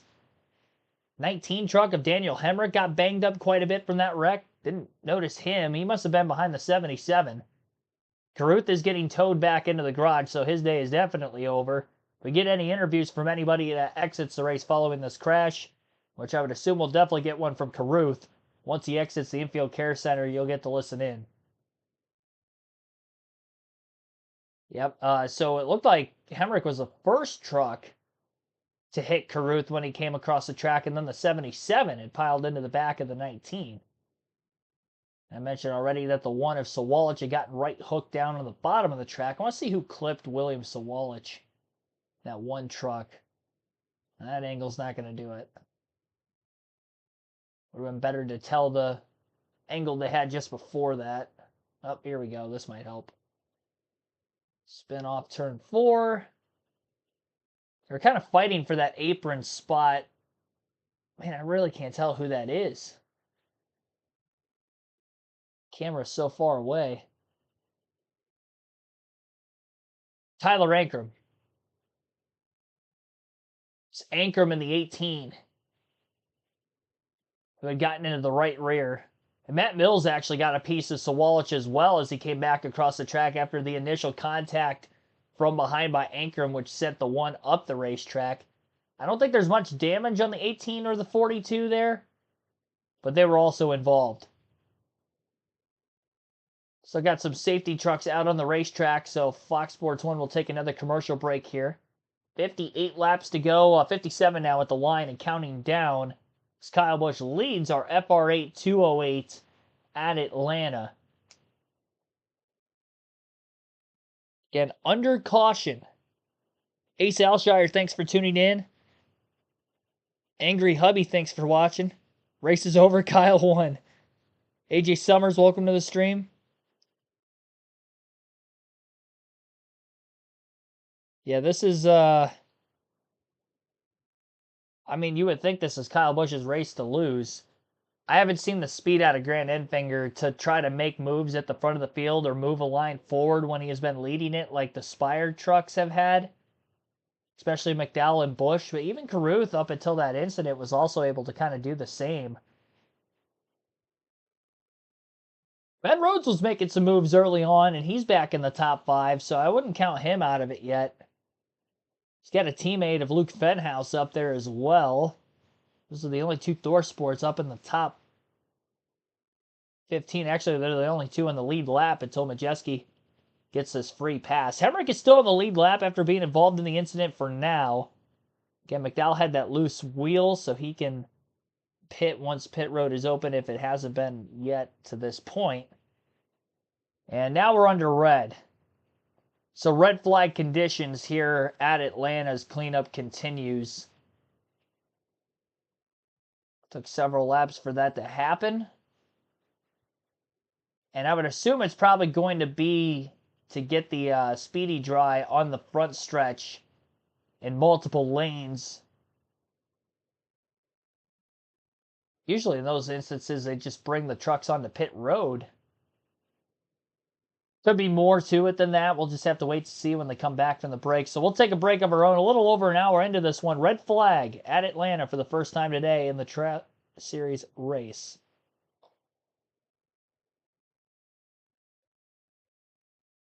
like Carruth just got loose, lost it, no flat tires. Help from anyone. Yeah, that's what it looked like to me, too. Especially with Joey and Brad on the broadcast stating that it didn't look like he had a flat tire. Just snapped on him. We saw the same thing happen to Kyle Larson in the Cup race last year, too, where he thought he had a flat tire because it just snapped so quickly, only he overcorrected and hit even harder head on into the wall. Luckily, Carruth didn't do that, but yeah, under a red flag. Trucks are parked on the back straightaway at the moment. Joined now by Brad Keselowski, Joey Logano. Good to have you guys here. You see a Heroes Homecoming, May 22nd. That's something you know, and it's near and dear to your heart, Brad. Explain what's happening. Yeah, so a lot of the drivers have foundations. Joey, you've got a great foundation with Joey Logano Foundation. I have the Checkered Flag Foundation to help our servicemen and servicewomen. So we've got a big event to help them. Heroes Homecoming. We're going to have some veterans and heroes that we're going to celebrate. Great event in Charlotte, North Carolina around race weekend, and we're really excited about it. Hope some fans watching who might want to come, buy a ticket, come join us. Yeah, it's great time. I've been to a couple of your events. You guys do great things. Thank you. Give away service dogs to veterans. A lot of great things. It's great to be able to give back. We're looking forward to it. And even better when you could take the American flag to Victory Lane. Yes. Maybe I'll auction off an American flag from Victory Lane this weekend if Joey will let me win. Yeah, well, I mean, you can still auction off the American flag. Find out from this weekend. Come on, Joey, it's for charity. It's for charity. I'll buy the American flag. How's that sound? Yeah, we tried. But no, I think it's amazing what our whole industry is able to do, right? I mean, I think we all realize that, you know, it's what we do is really cool, but it's honestly pretty pointless because we drive around in circles all day to end up in the same place. Like, that's about the dumbest thing I've ever heard. But when you take that platform to impact people in a very positive way, it's really cool. The way Brad does it with our soldiers, right, and the people that fight for our freedom. We focus on foster kids on our side, so it's neat that a lot of drivers kind of find their area of where their passion is, and all of us support each other. The fans jump in on that, our sponsors jump in on that. It's really a tremendous part of our sport. Yeah, you guys do so much and give back so much. You talked about going in circles, ending up in the same place. It all kind of began for you. This was one of the places, right, Jo? Like, you started racing right here in the infield. This is a second home to me, if you will. I lived right here at the racetrack in one of the condos for about 6 years. And I raced the Legends cars on the quarter mile here on the front straightaway. And really, to be honest with you, the dream was always to go at the quarter mile and just go straight and get on the big track. Like, that's what I wanted to do as a kid. And so many memories here, and being able to win here a few years back and last year is always a special. There's my hot rod right there. This isn't here in Atlanta. That's in Albany, Georgia. It's just checked. Unfortunately, it isn't around anymore. But that's when I was 9. Some people thought I was 12. But yeah, this was here in Atlanta. That's what you say. Thanks, Dad. Yeah, we had a trade birth certificate for a little bit that allowed me to go racing until I got busted. Yeah. Had to go back for a little bit and then came back to the Legends car stuff. But they're fun. I went down there last night to watch the kids race Bandoleros and Legends cars, and the memories just come rushing back of watching parents out there with their kids having fun, learning about racing, and it's very intense, right? I mean, I stood there in Victory Lane with all the parents, and it gets very intense for everybody watching. But yeah, that's the future of our sport, and a lot of it starts at forums like that. That's where it starts. Gio Ruggiero, he's new to the truck series. I said, how'd you get started? He said, I went to a Bandolero race. They had this whole setup and said, like, you can get in this car. So he said, Dad, I got to try it. Of course, they ended up buying one, and now here he is. And he's a rising talent in the truck series. Well, right now, Joey, your home track is a little dirty. Like, it's really dirty, which is why we're under red flag. You can see the trucks are that. There is jets running. There's stay dry pretty much all the way around the racetrack after this last major incident, and the red flag is out. A lot of work being done around here to clean it up. Yeah, well done by the AMR safety crew, too, doing a lot of work to clean up. Well, let's get an update on Ben Rhodes. What does Rich Lucius have to say, Todd? Yeah, here with Rich Lucius, Ben's crew chief, and you told me some stuff that was a little strange. I've never heard before what Ben had relayed to you. Can you tell us what it is? I told you that off camera. Yeah, so he keeps complaining about the truck's getting tighter and tighter as the race goes on from the rubber on the racetrack, but the track's actually lost grip. So we're wearing the right rear tire out, but yet it's still getting tighter. So it doesn't make a whole lot of sense, but we're going to get him fixed up here and help shop for this thing still. Our camper's in F-150 is really good, I think, but it's all about track position right now, and luckily we got Ben Rhodes behind the wheel. Yeah, he's a pretty good one. So Ben Happy Rhodes, birthday to Ben Rhodes, by the way. It was his 20th birthday yesterday. he does not 20th. look 20. He looks even younger than that. So Oh, I want those genetics. The 28. Kentucky I boy. thought she said Yeah, 20. looking good. Interesting what he was saying. Todd was talking to his crew chief, Mr. Lucius there, and he's talking about the truck's tight, so you would assume it would wear out the right front. But when they came in and changed tires, they checked the right rear, and it was the most worn out tire. So that's what they're trying to say and why they're kind of confused. And maybe that's similar to what I'm speculating here with Raja. Maybe the right rear tire wore out and caused him to spin out. Hard to say, but interesting. Yeah, I don't really know how to, just trying to rack my brain around it a little bit. As the trucks move up the racetrack a little bit, that third lane, becomes more of a player. There's no rubber up there. Maybe the track's a little Jeez. That's not where you want to be sitting when it goes by. Sorry, Kyle. Oh, Sorry, right in the Chris. window, bro. Yeah, that wasn't ideal for them. Oh, yeah, put your visor down. Yes, yeah. That scenario. Chandler is Oh. prepared. There's Corey Hine. Had a good day going. Had some issues on pit road, ran out of fuel. We'll be back. We'll lift this red flag. All right, still under red. Obviously, we'll see on our screen when they do lift the red and get back to caution as cleanup continues following this. It was only a 4-truck incident, or at least 4 trucks that had any sort of severe damage from the incident off of turn 4, but a lot of fluids being left around the entirety of this 1.5-mile racetrack. So that is the reason for the stoppage right now. Who's Ruggiero? He's a rookie in the 17 for Tricon Garage. Finished 3rd at Daytona last week.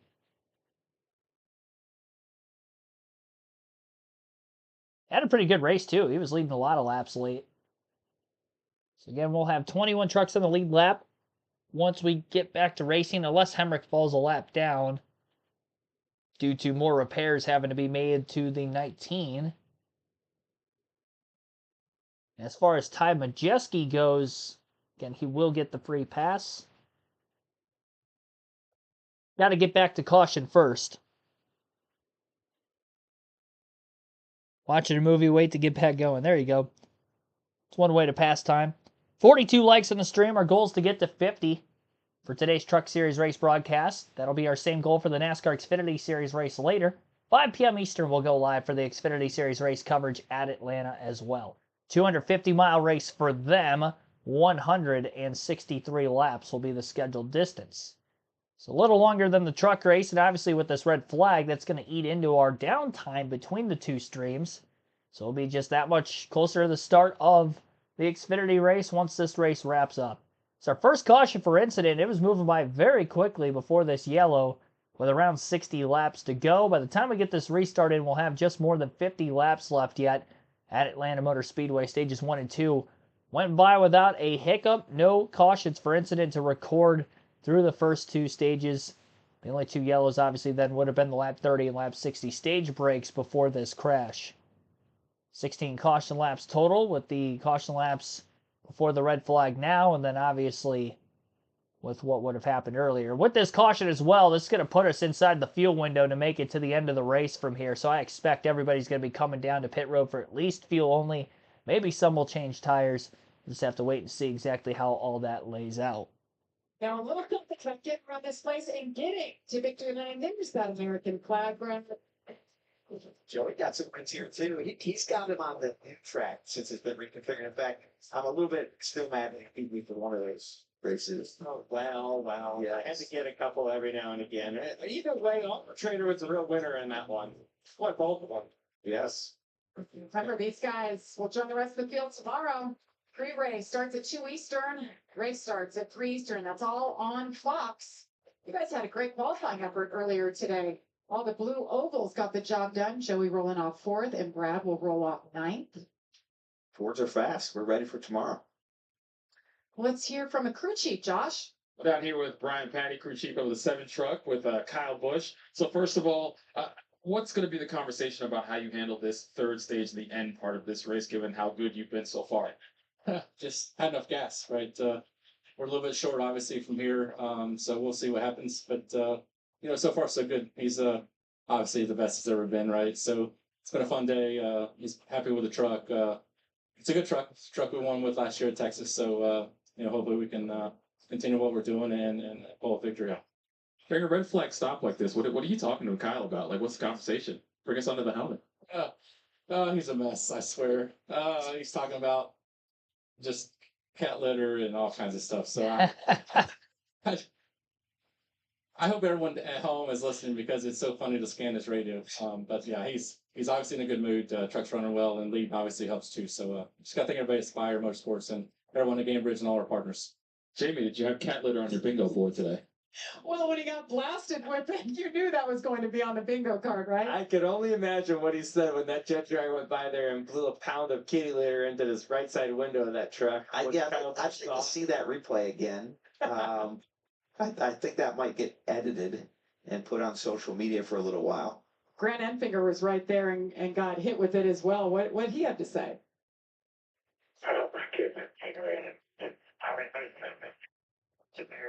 I mean, what's later going to be now? I mean, there's going to be any later, on the inside, my throat. Yeah, that's Wow, for I you. feel bad for him. Oh, we do have a replay. There it is. Oh, I love the Electric gets really thick up front here. Oh, it's gonna go right in all the Here it windows. Wait for it to get the Kyle Busch and Grant Enfinger's truck Yeah, here. right here it gets thick. Oh yeah. Oh, it's like a desert. Yeah. There's Grant. There's Kyle. Oh yeah, just breathe it in. That's good for me. Jeez. So Russell, the guys that give us all the stats and do such a great job. Look at the shot. He's scanning Kyle's radio. One of the things Kyle said is, I've never owned a cat, and I can see why. Yep. And it's just getting better from there. So if you have a scanner and Well, do that. he could right now because he has enough kitty litter in his truck to not have to buy some for quite some I time. can save a couple bucks. As a cat owner, I can say kitty litter can be expensive. So, Are you a cat owner? cat. We have a cat at the Kozlowski household. I do. Once they fire him up, that sandy cat litter is going to be all over once again. Hey, there's Luke Fenhouse. Haven't talked about him. He's got some races planned for the season. Raja Crew goes around. 57 laps to go. Seeing another look of the 18 of Ankrum kind of clipping the right rear corner panel, the one of Sawalich, the left front fender was definitely exposed, so there's more damage to that 18 truck than I had thought. They haven't really shown any sort of camera angles on Ankrum's race truck to show the severity of the damage on the live FS1 broadcast, but I'd imagine he's going to be on pit road several times to try to patch a hole there also, so we'll throw a fifth truck involved. Still, that time through, didn't see much damage on Matt Mills. Tough break for Ankrum, too, because he's in 12th. But at least if he could stay on the lead lap, he's not going to lose too many positions. I think the big thing there is, can he keep up with the draft still with the damage in the hole, basically in that left front fender. Very similar to the damage that Daniel Hemrick has, honestly. After the 77, it backed across the track into him a little earlier. Back under caution flag conditions, the red flag was lifted just before they cut to commercial break. And again, our top five right now, Kyle Busch leads, Connor Mosack in second, Grant Enfinger third, Luke Fenhouse fourth, and Ben Rhodes is in fifth.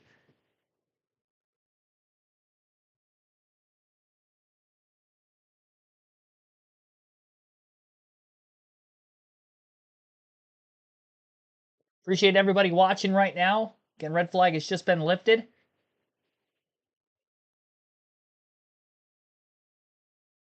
$45 likes on the stream. We're 5 away from our goal of 50. Plenty of time to get there still, but maybe we could surpass that and go well beyond the goal of 50. Again, 5 p.m. Eastern, a little less than 2 hours from now, the Xfinity Series race will start. And around this time tomorrow, the Cup Series race will be beginning, but our coverage will begin at 2:30 p.m. Eastern for that race as well. Tim Brown, welcome to the stream. Cat litter, does Busch own cats? No, he said over the radio that he doesn't, and he could see why. Cat litter everywhere. Oh boy. It's a sandy beach inside all those trucks on the back straightaway. Well, they're not on the back straightaway anymore, but from a little bit ago on the back straightaway. I've never seen them put that much speedy dry down, especially all the way around the racetrack. Again, that was the reasoning for the red flag. I mean, it wasn't just the bottom lane. It was multiple lanes, pretty much the entire track. From apron, even on the apron, all the way to the wall. They still got sweeper trucks down to the apron. Pit road has not been opened yet. There was one down on the inside moments ago. After that 5-truck incident that started with Raja Karuth, who, by the way, was the only driver with the top 10 in all 3 draft races last year, he's now crashed out of both this season. So not the way he wants to start. These type of races, they give it, then they take it away. Yeah. You feel really good. Oh, I understand how to run these tracks, and no, they're just part of it, though. There's times you go on runs where it's like you just can't do anything wrong. You Yep. keep popping out of the wrecks, and you're like, oh, I've been through another one. Yeah, And what then was there's so hard times about where, that? Yes. and there's times where you go for 5 races straight and keep getting tore up in them, and you're like, Jeez. Yep, and every wreck's in front of you. Well, we've had a lot of action so far today. Let's take a look back at the first 80 laps. Stage 1, Jack with a great move, a 3-wide battle for the win of this stage, and that thing's went sour. Really bad for lane rigs. Finished the stage second, or at least we thought, gets a penalty for going right at the line, and then runs out of battery. Matt Crafton, get a tire, right front tire flat. Heim runs out of gas, and then has really big issues trying to get this thing started back up. Was on pit road for a long time, 4 laps down. And then this is going to set up our big crash, which got on a red flag right now. Raja Karuth off of turn 4, loses it, takes about 4 or 5 trucks that kind of come along for the ride. A lot of debris, a lot of mess, a lot of good trucks out of the race. So how is this going to set us up? Soon we're going to have about 53 laps to go when we get back to green. That should be interesting because if you pit here, you can for sure make it. If you don't pit here, you might be able to make it on fuel. You might be able to make it to I the don't know next about that. race. You might not. It's going to be really close. Another yellow would be mandatory. So these crew chiefs and these drivers have a tough decision to make when pit road opens. It hasn't opened yet for the leaders, but when it does open, this is going to be a tough call. What are you going to do, Brad? What's your call? I think you have to pit. I mean, we just saw a major wreck. The field has now shrunk down to roughly 15 to 20 trucks that have a shot to win. What you don't want to do, we've seen this earlier with Time and Jesse, Corey Hahn, you don't want to lose the race by not having enough gas. You want to lose the race by maybe not making the right move, maybe not handling well enough, but not because you're out of gas. Yeah, I agree. I think what you got to do here is you pit for fuel only. Maybe 2 tires. I just don't think we ran enough laps since the end of the stage to put tires on it. So I think it's probably going to be a fuel only. What you got to look out for in these scenarios, though, they're going to come in, they're going to top it off. They're going to take a couple seconds of gas, 2 to 3 seconds of gas. You got to look out for, you're going to be pulling out when the rest of the field hasn't gone by you yet on pit road, right? When you stop in your stall, it's going to take a while for all those trucks to pass you. You're going to be pulling out in the middle of it. That is a recipe for a disaster on pit road, for contact possibly, and you just got to be extra careful pulling out of your stall. So we're told pit road will be open this time. So even if you're good for 53 laps of green flag racing, you have to account for overtime, right? Yes. If you do have an overtime finish, you've got to be able to make it. And it's unlimited, right? So you've got to be prepared. So I like your call. Come in and top it off. Yeah, I'm not the crew chief, but if I was the crew chief right now, I'd be saying, come on down. Let's put some fuel in this truck. Maybe 2 tires, like you said, Joey, just to make sure. But, you know, it's interesting because we've heard about right side tires wearing a little bit. Might be a little bit of reason to do this pit stop for tires as well. Right. Well, pits are open this time, so as they come off of turn 2, they're going to have to make their decision pretty quickly.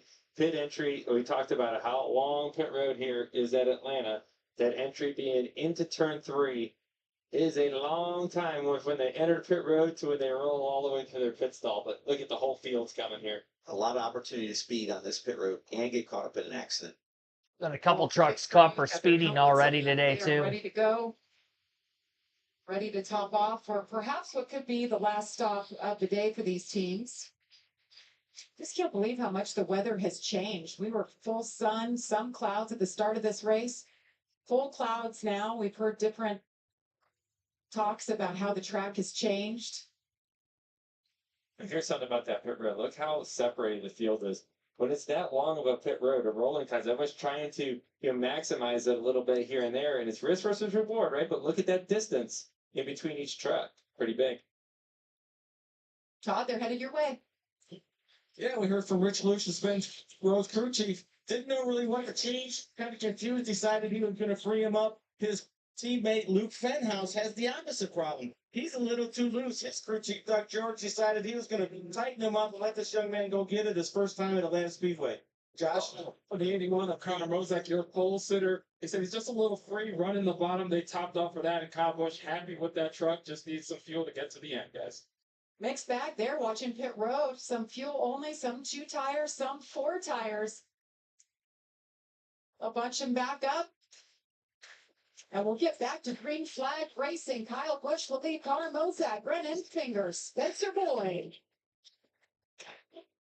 That was a lengthier red flag than I thought it was going to end up being, but we are back under caution. Pit road had been open. Teams have been able to come down, make their stop. It'll be the last scheduled stop of the day, so any other pit stop from here on out will be because of, maybe overtimes later, causing these drivers to have some more fuel issues, but shouldn't have any problems if it goes green to the end. Our fuel window is 55 to 60 laps.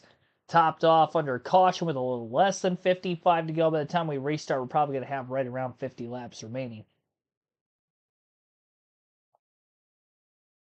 And we'll see if Kyle Busch can hold on and get the win here at the Atlanta Motor Speedway, again for the 2nd year in a row in the Craftsman Truck Series. 3rd in the Cup race last year on this weekend. Busch will be starting 7th for tomorrow's race.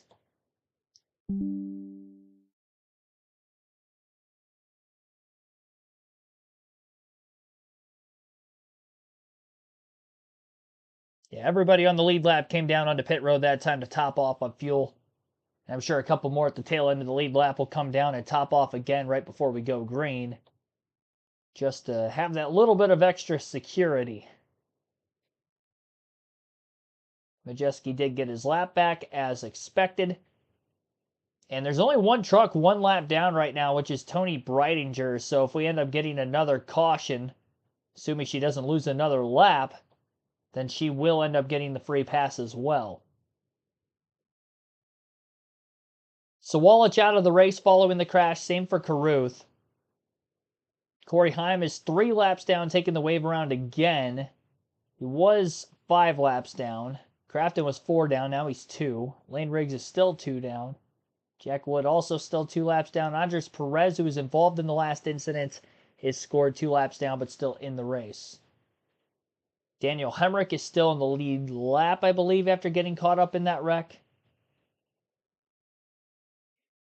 So I don't see him off the lead lap.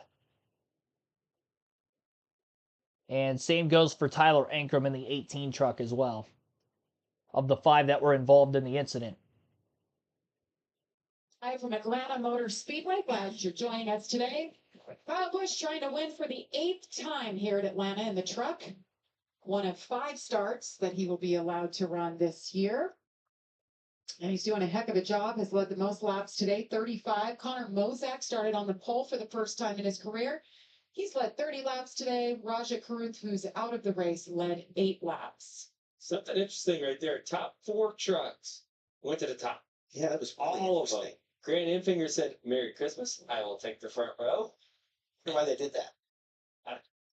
They must think the top's going to be dominant on this restart. There is a lot of oil dry in the bottom lanes, Joey, on both ends. Yeah, but I mean, you got to have a little bit of faith that NASCAR's done a good job cleaning that up. And yeah, it might be a little dusty down there and all those things, but gosh, it's hard. I say you're Grant Enfinger. It's kind of like no brainer. It's a Merry Christmas moment. You're definitely going to take it. Yeah, I agree. Be interesting here as we look through the field. We lost a lot of good trucks in that last crash. Be interesting to see if the draft is able to stay as tight now that there's less trucks that are undamaged and capable of running that pace. Ty Majeski back on the lead lap. So he'll restart from the 19th spot. There's Daniel Hemrick. You see the damage to the left front. He was involved in that last incident. And that's big damage too. Whenever you damage the front of a race vehicle on a track like this, it's hard to get your pace back. See a lot of damage to the hood and the fender for sure. Done a great job repairing the damage on the 19 of Hemrick. Looks pretty sealed. I think that truck's going to be draftable as long as that bare bond sticks to the race truck. 50 laps to go on the restart for Kyle Busch as he leads the field to the green following our red flag. And we're back underway in the FR. Title sponsor's got a nice ring for this race. Connor Mosack, who's been aggressive with the pushes all day long, is the driver pushing Kyle Busch in the outside lane, while Grant Enfinger has the 17 of Gio Ruggiero, the rookie, in line behind him. And nobody else in that bottom lane outside of the top two until you go a few rows back and find Luke Fenhouse in the 66 and the 13 of Jake Garcia. Michael McDowell, the fifth truck in line on the bottom, also trying to gain some track position. Had a loose wheel on the last restart, fell out of the top 5. And again, with only half the field really on the lead lap right now, is quickly able to get just outside the top 10. Handful of spots already gained in the first lap and a half since the restart. Kyle Busch led the first lap following the restart by just over a tenth of a second at the line on Connor Mosack, who's still riding in line behind him. Enfinger still leads the bottom of the racetrack as of right now. 17 moves up to the top of Bortz. The 9 still on the bottom. He's got Fenhouse behind him and not giving him a huge push. And Enfinger continues to go backwards. Big move to the outside for Enfinger. Finally gets up to the top. Looks to be right around 9th or 10th place. 9th place is where he settles in, right in front of Matt Mills in the 42. 2 Chevys, a Ford, Chevy, Toyota, top 5 on the manufacturer race. Back half of the top 10, another Chevy, Toyota, Ford, 2 Chevys, rounding out the top 10. 47 laps to go at the line for Kyle Busch. So this is the point of the race, right? All these trucks, they got enough fuel to make it to the end, right? And Ben Rhodes going to sneak the outside. This happened to move. This happened to Connor earlier in the race, too. He let that outside stay open, and he's going to lose a lot of spots right here. That was a brave move by Ben Rhodes. He's going to try the same thing here with Kyle Busch. Had to lift. Yeah, good luck doing that to Kyle Busch. That's not going to happen to him, I don't believe. Connor Mosack all by himself on the bottom. Can he get anybody to drop down and run with him? He's got a small gap right there, and he might squeeze it in there before it closes up. No, he's going to go all the way to the back here, it looks like, Joey. It's a tough break. With a fast truck, right? And he was in the position he wanted to be in, right? Yep. You're sitting there in second, and all it takes is just a little bit of focus for a second and let someone sneak to you outside, and it's over. And people ask all the time on these trucks, why is it that the outside lane is so much stronger? Why do you see moves like that? And it has to do with the trucks aren't quite symmetrical. You can kind of see it on some of our overhead shots where they're built where the right side is a little more favored. It's longer, and it gives the aerodynamics on the trucks a little bit of stability for making left-hand turns. But when somebody gets outside of you, it just kills the speed on your race stroke and takes away all your handling, and you go backwards very fast. That's why you tend to see in this series the high lane being preferred. Gosh, it's painful to watch.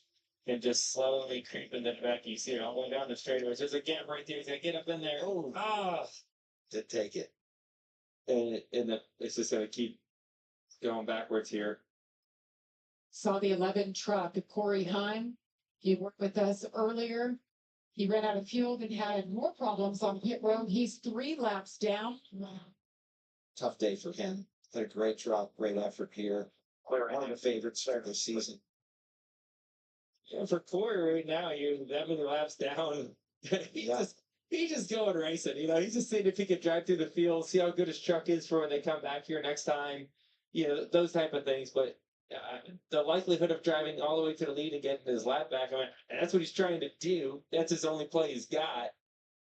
But I don't know if he's going to be able to drive all the way to the lead and pass Kyle and get a lap back. It'd be tough. Tanner Gray having a great race. In the 15, Jeff Hensley on the box, his crew chief this year. Hensley worked with his younger brother last year, Taylor Gray, who's moved up to the Xfinity Series.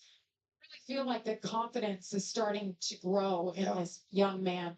He was a drag racer for so long. Now he's been in the truck series for a handful of years. And we know Tricon has great trucks. Seen some great equipment here. Kate Honeycutt is one of the guys running right in front of this group, number 15 of Tanner Gray. We can talk much about him. He's running really smart races, but saw him give a great push just a few seconds ago to help clear his lane. He's just these two are running smart races. We'll see if they can connect that into a finish or maybe even win here later on. And that's what this type of race is about. You brought up the word smart, right? And that's what it takes. You don't have to make the big moves all the time. It's a long race, even though this seems fairly short. There's still a lot of things that can happen within the race, and if you could just make a few good moves and watch a few people make some bad moves. Next thing you know, you're in position. Caden Honeycutt, the 21-year-old from Willow Park, Texas. Phil Gould with the call for him as crew chief this year.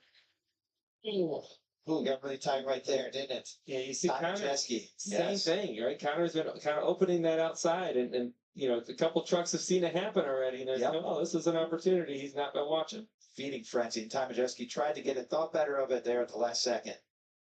Ty's trying to still recover out of that hole. Remember, he ran out of fuel. The end of stage 2. Lost the lap. Yeah. Free pass. Luke Fenhouse right there in the Soda Sense, number 66 for ThorSport, announced this week. He will run for Rookie of the Year. Not sure if he'll run the rest of the races, but their hope is to do that. Nice young man out of Wisconsin. 39 laps to go. Kyle Busch continues to lead. The edge. So with 39 laps left, we'll go through the full field running order rundown now. Kyle Busch with the race lead. Ben Rhodes is second. Caden Honeycutt third. Tanner Gray fourth. And Bailey Curry in fifth. Sixth place is Gio Ruggiero. Grant Enfinger in seventh. Matt Mills eighth. Chandler Smith ninth. Luke Fenhouse rounds out the top 10. Frankie Muniz is in 11th. 12th for Tyler Ankrum. Connor Mosack 13th. 14th Ty Majeski and Stuart Friesen 15th. Jake Garcia 16th. Michael McDowell 17th. 18th is Daniel Hemrick. Josh Reum 19th. And Spencer Boyd is 20th. Dawson Sutton 21st. Tony Breidinger first truck 1 lap down in 22nd. Lane Riggs 2 laps down in 23rd. Same for Matt Crafton in 24th. And Jack Wood 25th. 3 laps down, Corey Hyman 26th. Andres Perez is 27th. 4 laps down, and everybody from 28th on back is out of the race. Justin Carroll 28th. Raja Crew 29th. William Sawalich in 30th. Nathan Bird 31st. And Keith McGee 32nd. Only 3 cautions, 23 caution laps. We did have a red flag during that third yellow. It was the only caution for incidents so far today, and it was right around 60 laps to go here in stage number 3. First 2 stages, no cautions for incident, just the stage ends at lap 60 and lap 30. 7 lead changes, just over an hour and 20 minutes from the drop of the green flag to where we're at now, obviously excluding the red flag, and currently 36 laps to go in the race. You're listening live on KRC to the Craftsman Truck Series, second race of the season here at Atlanta Motor Speedway. B. Dobson, thanks for tuning in also.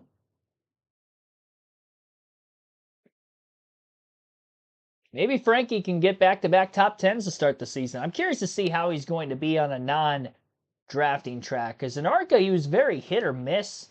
It seemed like when they would go to non-super speedways and non-drafting tracks, as far as what kind of speed he had, that is where the racecraft is definitely going to have to pick up. And he's done some racing before he came into NASCAR, just on the oval side of things, not as much. So we'll see.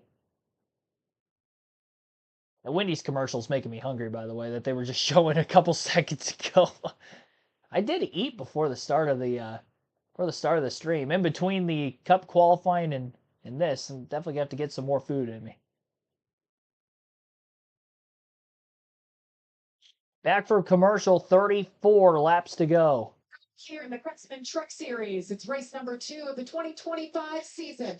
Kyle Busch out front, leading Ben Rhodes, Caden Honeycutt, Tanner Gray, and Bailey Curry. Brad, we were talking in the break about the sensation of speed here, just how fast these trucks look around here. They're upwards of 180, 183 miles an hour. Absolutely. It's what we capture on the cameras. Just how fast these trucks are going. And to me, this track has the highest sensation of speed of anywhere we go. The way it just loads your body up with the G-forces. So, when you see these guys running single file, it's still a pretty intense workout inside the car or truck in this case to keep up with all this. And you can just feel where the feeler's like, all right, let's get a good feel for what we need to do. And when it's time to pounce, let's pounce. Ben Rhodes, to me, Joey, looks like he has the speed to keep up with Kyle Busch and to make a move here. And he's just kind of waiting for the right window of opportunity. Yeah, right now, if you're Ben Rhodes, no point to make a move. Just hang. Right? Yeah. We talked about it earlier. Risk versus reward. You look at how single file everybody is. If he makes the move and gets the lead, cool. If he doesn't get the lead, he can't pull it off all the way back, all the way to the back. So you know what? Second doesn't sound too bad at the moment. Yep, and he'll have a shot here. He's got to decide when he wants to take it, but he will have a good shot at this. And that's most likely what the top 5 is thinking. You know, even probably further back.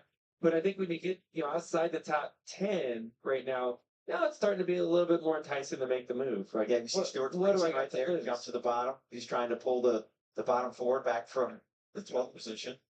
Right. And so that's going to make you say, well, maybe I should get down there. And as that bottom lane gets stronger and stronger, and I think it will start to move forward, that's when the decision for everybody's on game. Do I want to take it? If I don't take it, Oh, trouble. no. In the wall. Is that Frankie?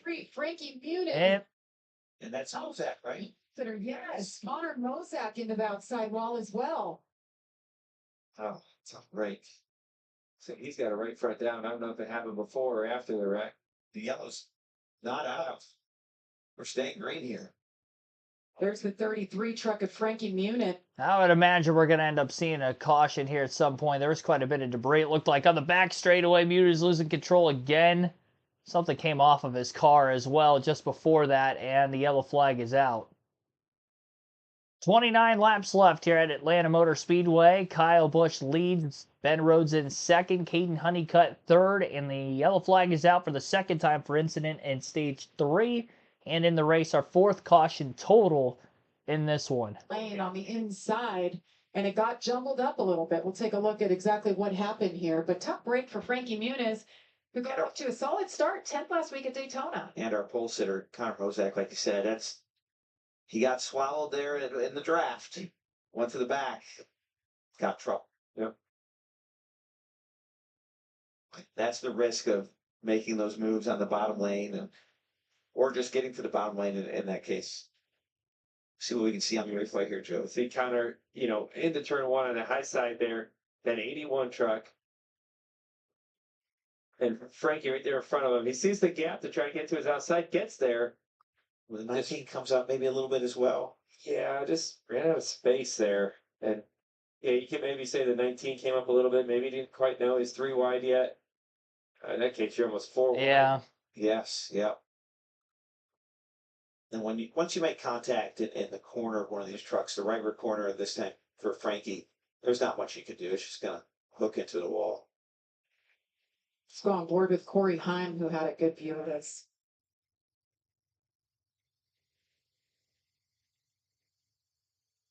There you see it get 4 wide, just not enough room.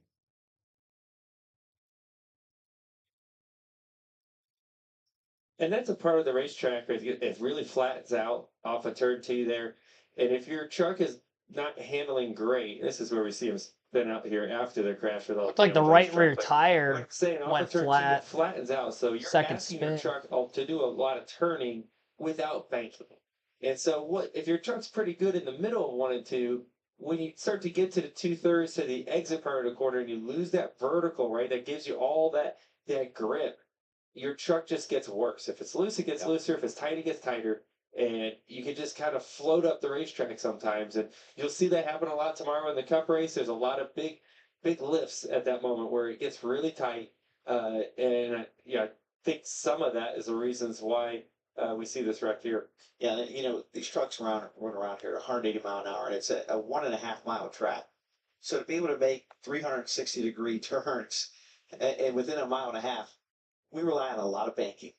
And we talked about that at the start, 28 degrees banking in the corner. Well, that banking transitions down the straightaway. When it does, and you lose it, you find out quickly how much you need that banking to go that fast to be able to handle. You know, we talk about point all the time, right? Get your truck pointed for the exit. And here it's just kind of tough to get that before the banking goes away. Pit road's open here, Jamie. It doesn't look like we're going to have any takers. Everybody has already pitted in the front to make it on fuel. So anyone pitting here is probably just trying to get tires and be a little better for the end of the race. Under caution for the corner. 2 trucks involved as they go to the outside wall. Since we started So once again, under caution for the fourth time today, lap 107, two-truck incident between Frankie Muniz and Connor Mosack, 4 wide off of turn 2, and the two trucks in the outside lane got together and up against the wall. Everybody else was able to evade to the bottom of the track. That incident took place just outside of the top 10, because I think Muniz was in 11th when he had gotten involved in the wreck. And obviously we saw Mosack up towards the front of the field on multiple occasions as well. Tony Breidinger going to get the free pass to get back on the lead lap. Muniz has dropped to at least 3 laps down as of right now. We'll see if he can continue. Mosack is still scored on the lead lap for the moment as they try to make repairs to his truck as well.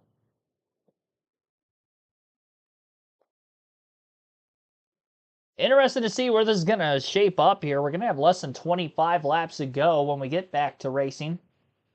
Kyle Busch has dominated the race today as far as the laps led go. End of stage number 2, he was able to win the second stage. Our stage 1 winner was Jack Wood. 61 of 109 laps led for Kyle Busch so far. A drafting track, that's quite impressive. 135 lap race. If we do make it to the scheduled distance and not go beyond that, of course. We did end at our scheduled distance in the first truck race of the year last week at Daytona, 100 laps. Final green flag run actually lasted about 14 laps to the checker. It did wreck on the final lap and the race ended under caution, but it did finish at the 250-mile 100 lap marker that it was originally slated to be scheduled for. While we're waiting the restart, we'll take another break. Again, you're listening live on KRC, Atlanta Motor Speedway Truck Series Race 2 of the season.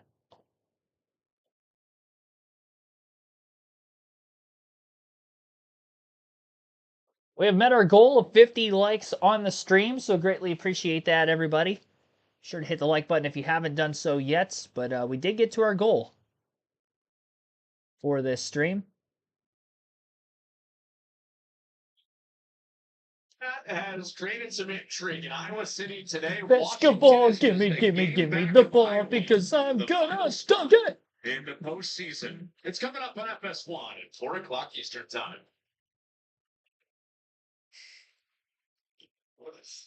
Under caution here for the 4th time at Atlanta Motor Speedway.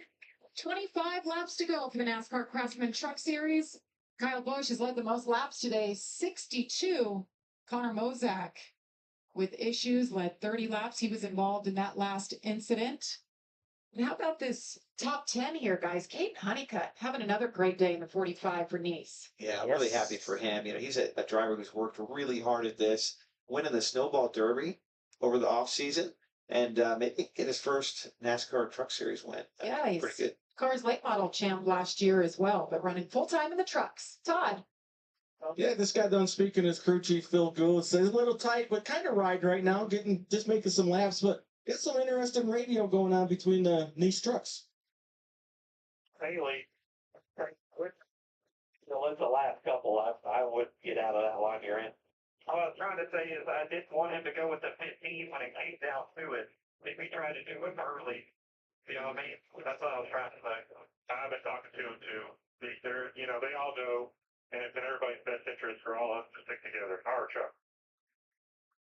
Try to do a little teamwork here. Yeah, a little teamwork. Always challenging to do on the super speedway, right? Everyone's gotta work together. Here you see them flying out though. They're all in the high lane, right? Right. They all decided to stick together, which makes them a pretty tough combo there, possibly, if they all stick together. It's gonna be hard. I'm gonna be honest. It's gonna be hard to beat Kyle Busch right now. Yeah. Right. He's got a fast truck. He's a very experienced race car driver. He's a very good race car driver. You're gonna see, him be able to work the pack as good as anybody out here, right? No one's got more laps out there than Kyle. Probably take the whole field combined and probably don't have as many laps in Atlanta as Kyle does out there. So he's going to be tough to beat. Doesn't mean he can't beat me, right? It's going to take teamwork, like they were just talking about. It's going to take a scenario like that to where he can't defend it to be able to beat him. But 24 to go, anything can happen. Gio Ruggiero, he didn't have to worry about a teammate to work with. So he pulled to the bottom and all the way to the front row.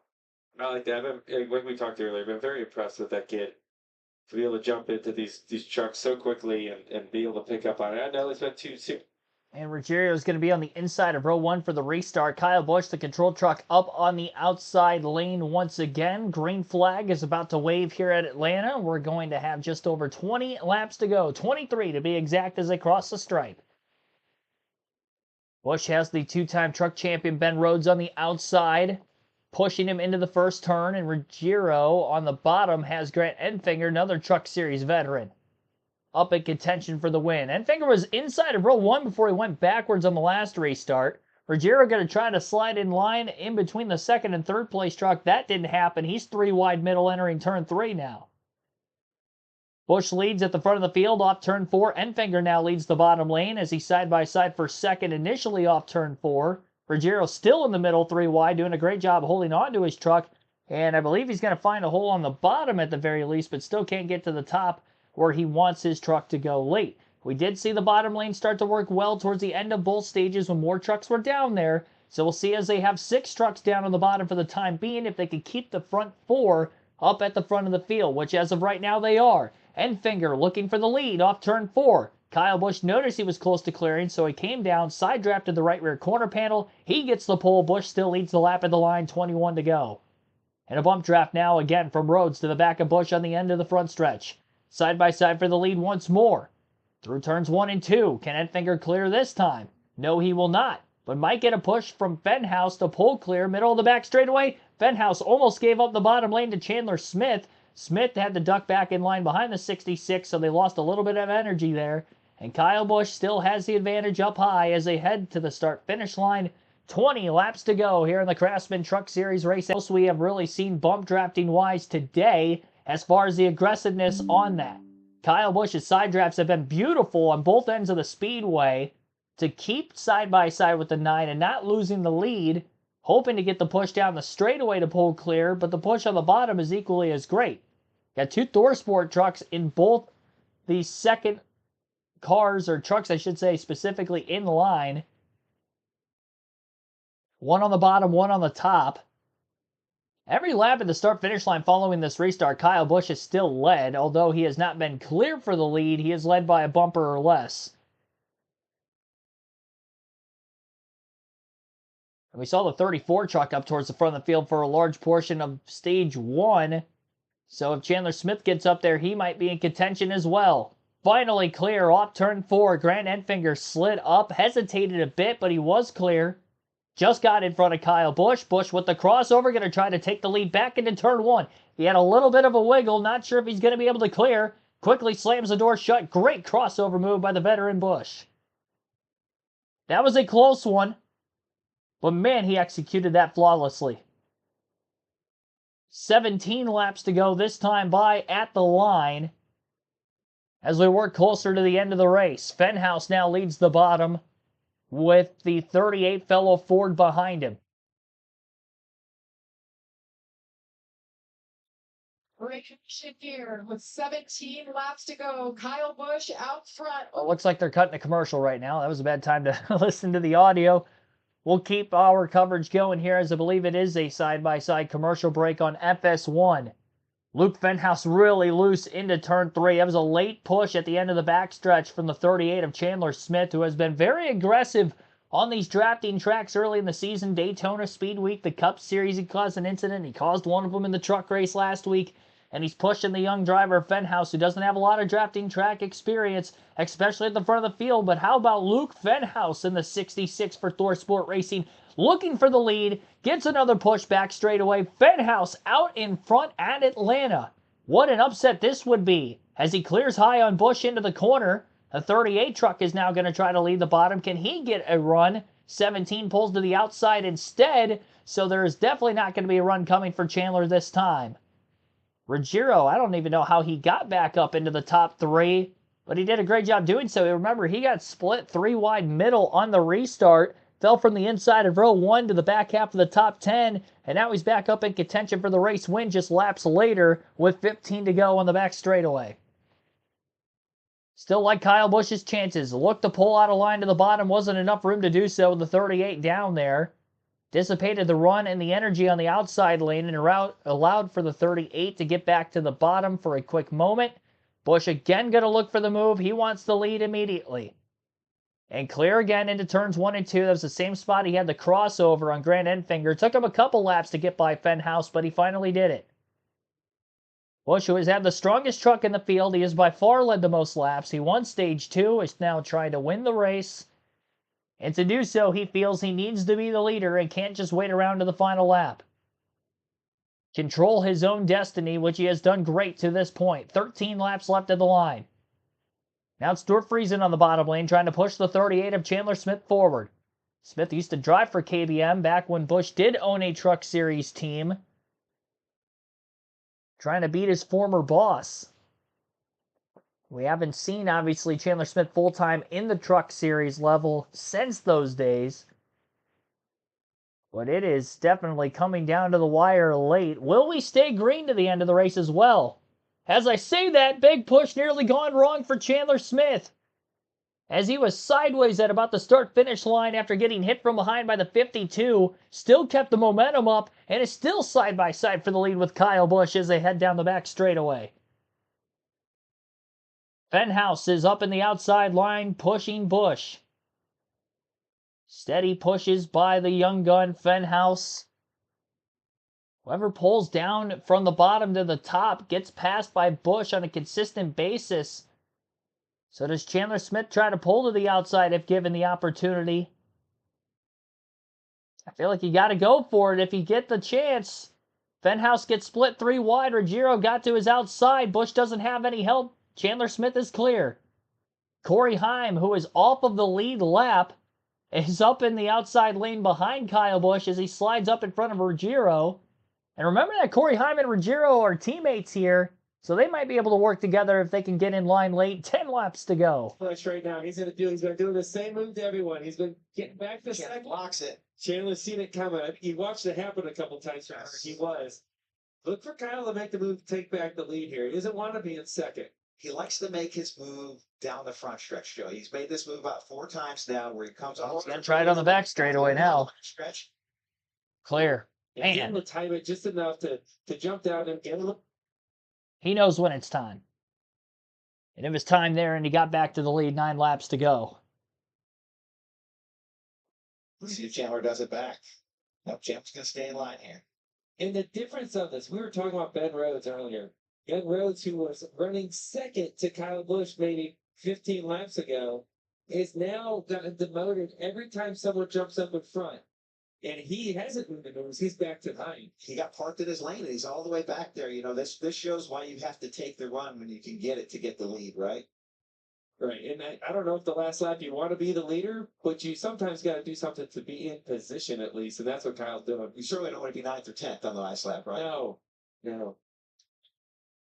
Just a reminder, the domination Kyle Busch has shown here at Atlanta in all 3 series. 2 Cup wins, 8 Xfinity, looking for his 8th win in the Truck Series. And the laps are clicking by so fast. You know, coming to 7 to go right now. The bottom lane is not going to do much. Not many trucks down there. One with some damage.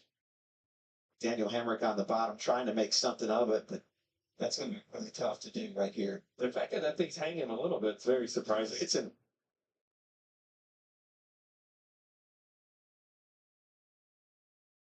impressive. So Stuart Friesen in the 52, the best we've seen him run today. And behind him, Corey Heim. You can see Corey Heim in the pylon. That's because he is 3 laps down. But doing a heck of a job out there running in the draft. He's a racer. He just wants to go up there and race. He wants to win this thing 3 laps down. No He's give first up, across the Joey. line. I love it.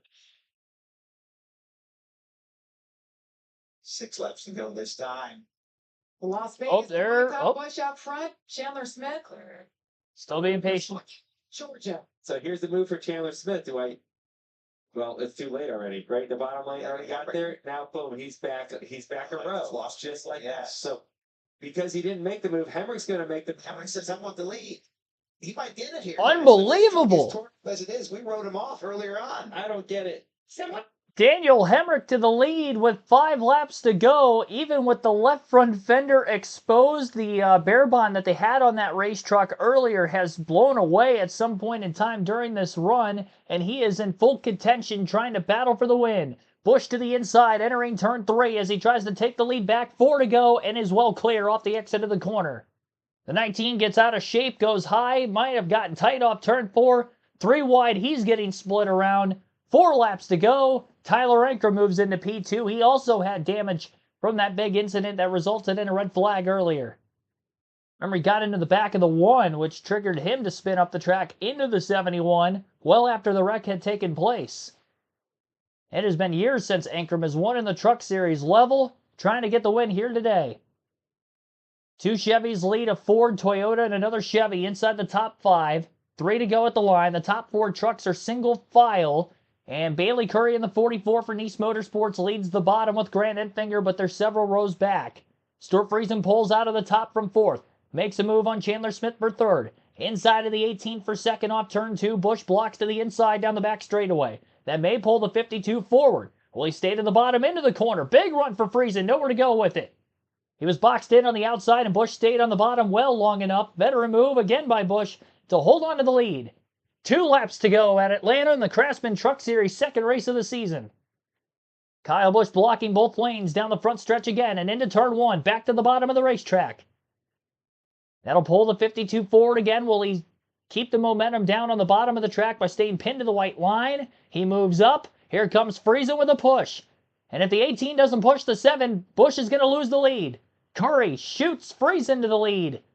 White flag this time by the line. Stuart Friesen out in front for the first time today at Atlanta.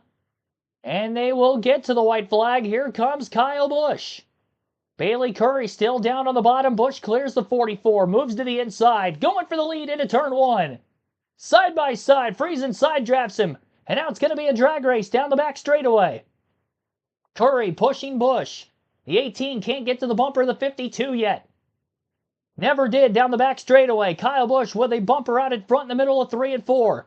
3 wide further back. 1 truck sideways against the wall. As they drag race off turn 4. Coming to the checker. The 52, the 7. Busch pulls past and wins the race. Kyle Busch by an inch.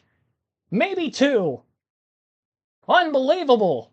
Photo finish. Kyle Busch has won on a last lap pass for the win at Atlanta. 2 in a row for Kyle in the Truck Series here at the Atlanta drafting track. And a heartbreaker for Friesen, who hasn't been to victory lane in a couple of seasons at the Truck Series level. It looked like he had him off turn 4. Neither truck had a push. It was all down to the side drafting, and Wild Thing wins once again. Man, that was close. Margin of victory just under 0.02 of a second. 17 1/1000ths of a second, the margin of victory at the line between Busch and Friesen. Kyle, in the 5 races he ran in the Truck Series last year, 2 wins. He's 1 for 1 in the 5 races he'll be running here in 2025. And we know when Kyle wins on Saturdays in the Truck Series, What a race. he does better on Sundays. And it looks like he's got a hot rod for tomorrow. This will help boost that momentum. Absolutely. What a just great racing. He did a good job of controlling the lanes, and when things didn't go his way, he didn't give up on it and pulled that side draft time just perfectly to execute for the win on the last, just literally right the last 200 feet did he get the lead to win this race. Cal just did a really good job the last 20 minutes. He just did better than everybody else. That's why he's in victory. Yep. The way he worked the draft, making his moves. Crowd's cheering him too. Very hard to beat it. All those kids racing around him, they learned a lot They today. did. Yes, they did. They'll go back and rewatch this race and say, "Oh, I see how that happened. I know why he did that now." They'll all be better race car drivers because of it. But starting with a great truck, right? And Brian Patty knows how to build those good trucks. They did it last year for Spire Motorsports. Add another bow, I should say, for Kyle Busch at Atlanta Motor Speedway. Josh is with the winner. Well, Kyle Busch, your 8th NASCAR Craftsman Truck Series win here at Atlanta. Wow. Man, that one wasn't easy. Bring me through those final 20 laps, the moves you made to get back to the lead and bring this thing home. I don't really remember, but just thanks to everybody for being out here today. We appreciate you guys. Thank you. I know it's not the 70 and sunny, but it's 50 and cloudy, so y'all are troopers. But awesome run for this Spire Chevrolet and everybody at Game Bridge, Brian Patty, all the guys and girls that do a great job at Spire for building us some really good trucks to come out here with. And just trying to make sure I stayed as far forward as I possibly could, when those guys would kind of cycle to me and get to the next one in front of me, next one in front of me, next one in front of me. I just kept trying to make sure that I battled back and got back to that front so I could try to control it as best as I could. But that inside was good. They were rolling forward, so it made for a heck of a race. So proud that we had a heck of a race there to the finish, and it wasn't single file. So there was some mixing it up for these fans out here to see a cool show. We talked a little bit about it yesterday and what this track means to you and all the success, but also when you do well in the Truck Series, it also transfers over to the Cup Series. So you feel like you're getting some momentum heading into tomorrow?